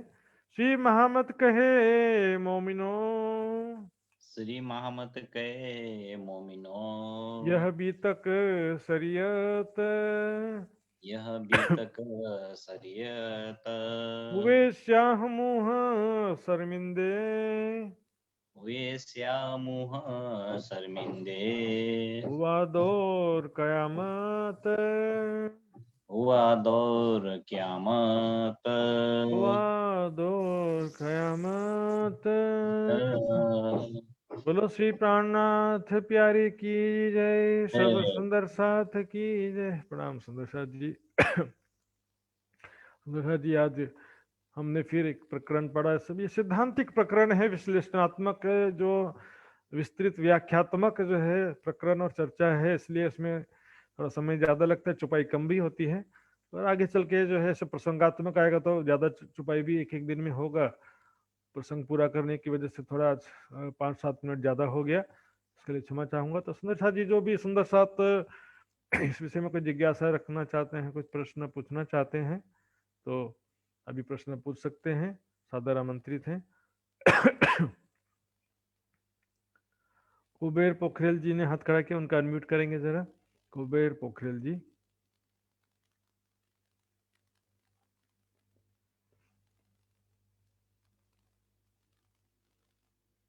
हाँ जी, प्रणाम जी, अनम्यूट करिए। प्रणाम जी। प्रणाम। प्रणाम जी। प्रणाम जी। महाराज जी, एक मेरा ये थोड़ा दुविधा है कि ये मीनार टूटने के बाद रोड़ा से आकाशवाणी हुआ था कि अब कयामत के समय आ गए हैं। फिर वो क्या कि अब इमाम मेहंदी हिंदुत्व में प्रकट होगा। हाँ, ऐसा आवाज नहीं आया उसमें। आज नहीं आए? प्रकट हो गए ऐसा कहा उसमें। और नहीं, मेरा ये बात पूरा नहीं हुआ। हाँ हाँ, बोलिए। प्रकट आकाशवाणी हुआ कि अब इमाम मेहंदी हिंदुत्व में प्रकट होने वाला है। ये बात था क्या? ये बात इस्लाम धर्म का कोई कुरान, कलमा और उनका कोई ये धर्म ग्रंथ में कहीं लिखा है? ये कोई शायद प्रमाण के रूप में कहीं है? नहीं, देखिए, इसलिए क्या होता है, जो बातें हमारे समर्थन में, जैसे कि तफसीर हुसैनी है और ये जैसे वसीयतनामा है, ये सबको बोले हम नहीं मानते, बोलेंगे नहीं मानते वसीयतनामा को। तफसीर हुसैनी को बोले नहीं मानते, जहां पर हमारे बातें लिखी उसको नहीं मानते, बोलेंगे बहुत सारी बातें बदल दिया, बहुत सारी बार चेंजिंग कर दिया। इससे क्या हो जाता है, इसमें हिंदू डायरेक्टली हिंद में आएंगे ऐसा नहीं लिखा है, लेकिन हदीसों में कुछ आता भी है प्रसंग, जैसे कि कहा था कि मेरे जाने के बाद अरब में शैतान का फितना आ रहा है और कोई भी यहाँ पर फितने से नहीं बचेगा, केवल हिंद की जमीन में जाकर के बचोगे तुम फितने से, ऐसा लिखा है। और यहाँ पर भी देखो क्या लिखा, जब्राइल ले गया अपने मकान, लिखा है वसीयतनामा में। क्या लिखा है कि जब्राइल अपने मकान ले गया, हिंद में ले गया ऐसा नहीं लिखा है। दुनिया की बरकत, फकीरों की शफकत, नूरी झंडा और कुरान, जब्राइल ले गया अपने मकान। तो वही तो मैंने सुना था कि वो उनका वो कुरान आदि में हिंदू शब्द कहीं लिखा ही नहीं होता है। नहीं, हिंदू शब्द कैसे लिखा रहेगा? वो देखिए, जो एक परंपरा ही अलग है ना वहाँ पे। देखो, ये दो परंपरा होते हैं, एक वैदिक वेद परंपरा बोलते हैं, कतेब, उसको इंग्लिश में बोलते हैं सेमेटिक और हेमेटिक। देखो, यहाँ पर वेद हैं, शास्त्र हैं, पुराण है, ये एक परंपरा के ग्रंथ है। इसमें आपस में कई चीजें, शब्द कॉमन मिलेंगे, यहाँ के शब्द वहाँ शब्द मिलेगा। उसी तरह से वहाँ पर जैसे देखेंगे, यहूदियों का, ईसाइयों का जो धर्म ग्रंथ है, old testament, new testament, Quran है, बाइबल है, ये सब चीज में वो पैगंबरों का नाम सभी जगह आएगा, मतलब वो एक दूसरी परंपरा हो गया। वहां पर जिनका नाम है नूह, इब्राहिम, ईसा मसीह, उसका नाम यहाँ पर नहीं आएगा हिंदू के ग्रंथों में। हिंदू के ग्रंथों में उनके परंपरा का जो नाम है, इब्राहिम, आदम, नूह नबी, मूसा पैगंबर, ये सब, यहाँ पर वो नाम नहीं आएगा। तो इस तरह से दो अलग अलग परंपरा हो जाता, वहां पर हिंदू शब्द नहीं आएगा, लेकिन ये तो बात ही नहीं अर्थ है ना। वहां पर इस तरह से लिखा है, जैसे यहूदी शब्द आया तो यहूदी शब्द हिंदुओं के लिए कई जगह आया है, कई शब्द जो है वहां पर तो मोमिन मुसलमान लिखा है तो वो ब्रह्म सृष्टि के लिए वो शब्द आया है। मोमिन ने ब्रह्म सृष्टि का ही शब्द है, लेकिन मुसलमान सोचते कि हम मोमिन है, तो इसमें समस्या आ जाती है ना, इसलिए। वही तो मैंने मेरा मेरा ये काठमांडू में जामे मस्जिद में एक मौलवी क्या बोलता है, काजी, वो कलमा पढ़ाने वाला का क्या मौलवी बताए, इमाम इमाम मेरा दोस्त का बाप एक इमाम है। उसको मैंने पूछा था कि मैंने उसको थोड़ा दोस्त का बाप होने से मैंने उसको पूछा था इमाम मेहंदी क्या होता है, हमने पूछा था, उसको पता नहीं है क्या, वो इमाम होने से भी इतना ये बात नहीं जानता है। निजानंद संप्रदाय और हमारा धर्म के बारे में, महामती प्राणनाथ जी के बारे में उसने कुछ उसको कोई मालूम नहीं पड़ा उसको। इसमें मैंने बताया था, देखिए आप इमाम मेहदी शब्द बोलोगे ना, तो इमाम मेहदी का महत्व कुरान हदीसों के अनुसार या मुसलमानों के अनुसार उतना महत्व नहीं है जितना इमाम मेहदी से ज्यादा तो ईसा रूह अल्लाह का महत्व है कुरान के हिसाब से, और ईसा रूह अल्लाह से भी ज्यादा मोहम्मद साहब का महत्व है कुरान के हिसाब से बता रहा हूँ मैं। लेकिन इसलिए इमाम मेहदी सिर्फ बोलने से, इमाम मेहदी को खुदा ताला भी नहीं लिखा है, खुदा ताला की अलग बात है, वो न्याय के तखत पे विराजमान होगा तब दीदार देगा, ऐसा है।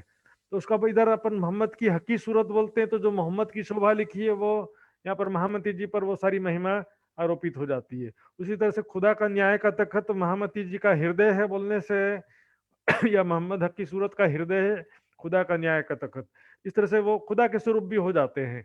लेकिन सीधे रूप से इमाम मेहदी को अल्लाह ताला डायरेक्टली नहीं लिखा कहीं भी। और इसलिए क्या होता है कि देखो ये जो बातिनी बातें जो है इसको अपन कोर्ट में प्रूफ नहीं कर सकते। ये चीजें जो है समझने की बातें हैं, कोर्ट में प्रूफ हो जाता तो फिर बात ही क्या थी, ये तो फिर सारी दुनिया ही मान ले आती फिर तो। ये तो समझने की बात है, जो दर्दी जाने दिल के जाहिरी जाने भेस वाला हालत है इसमें।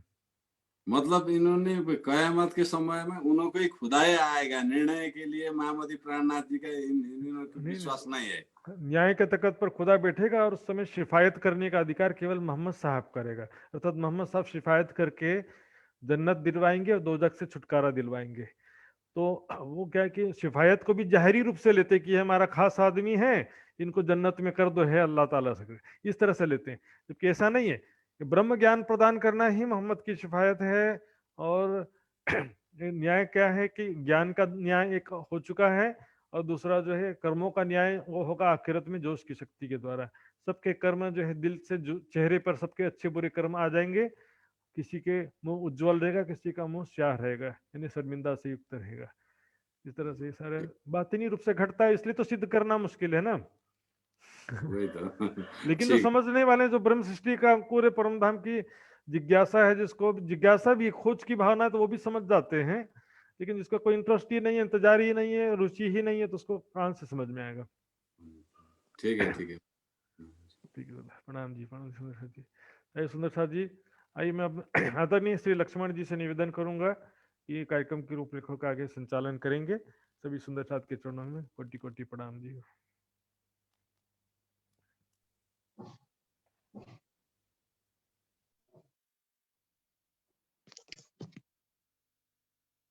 बोलो श्री प्राणनाथ प्यारे की जय। प्रणाम जी। बहुत बहुत आभार प्रकट करना चाहता हूं मैं महात्मा श्री सुशांत जी के प्रति। सुंदर साथ जी, आज के क्लास में भी आगे महात्मा जी ने बता चुके हैं कि सैद्धांतिक व्याख्या था इस प्रकरण में, फिर भी काफी गुज्जे रहस्य हमको समझने में मिला है। उसमें से एक दृष्टांत जो महात्मा जी ने बताए हैं कि ज्वेलरी अनि ज्वेलरी सम्बन्धित जो हीरा बेच्न आएको छ, आज हामी लाखौं को संख्यामा सुन्दर साथ समाजमा निजानन्द जागनी अभियानद्वारा सञ्चालित यस जागनी कार्यमा हामी पनि सुन्दर साथजीहरूलाई सम्बन्धित भएर नै भन्न चाहन्छौं र भन्दछौं। र अगाडिको प्रसंगमा आइसकेको छ सुन्दर साथजी, लाखौंको संख्यामा अनि सैकडौं पूज्य स्थान हुँदा हुँदै पनि जहाँ वाणी पधारिएको छ पूज्य स्थान नै हो सुन्दर साथजी। तर पनि प्राणनाथजीको महिमा अनि प्राणनाथजीलाई जाहेर गर्ने विषयमा पछाडि छौँ किन? किन भन्दाखेरि जब जागनी अभियानमा सरकारले बिगुल फुक्नुभयो र द्रुत गतिमा अगाडि बढाउनुभयो र विभिन्न प्रकारको आक्षेप लगाइयो, जाहेरी आक्षेप, जसमा जाहेरी छ, सिम्पल छ। माला लगाउनुहुन्न सुन्दर साथीहरू, त्यसैगरी यो गर्नुहुन्न, त्यो गर्नुहुन्न आदि इत्यादि सिम्पल जाहेरी विषय।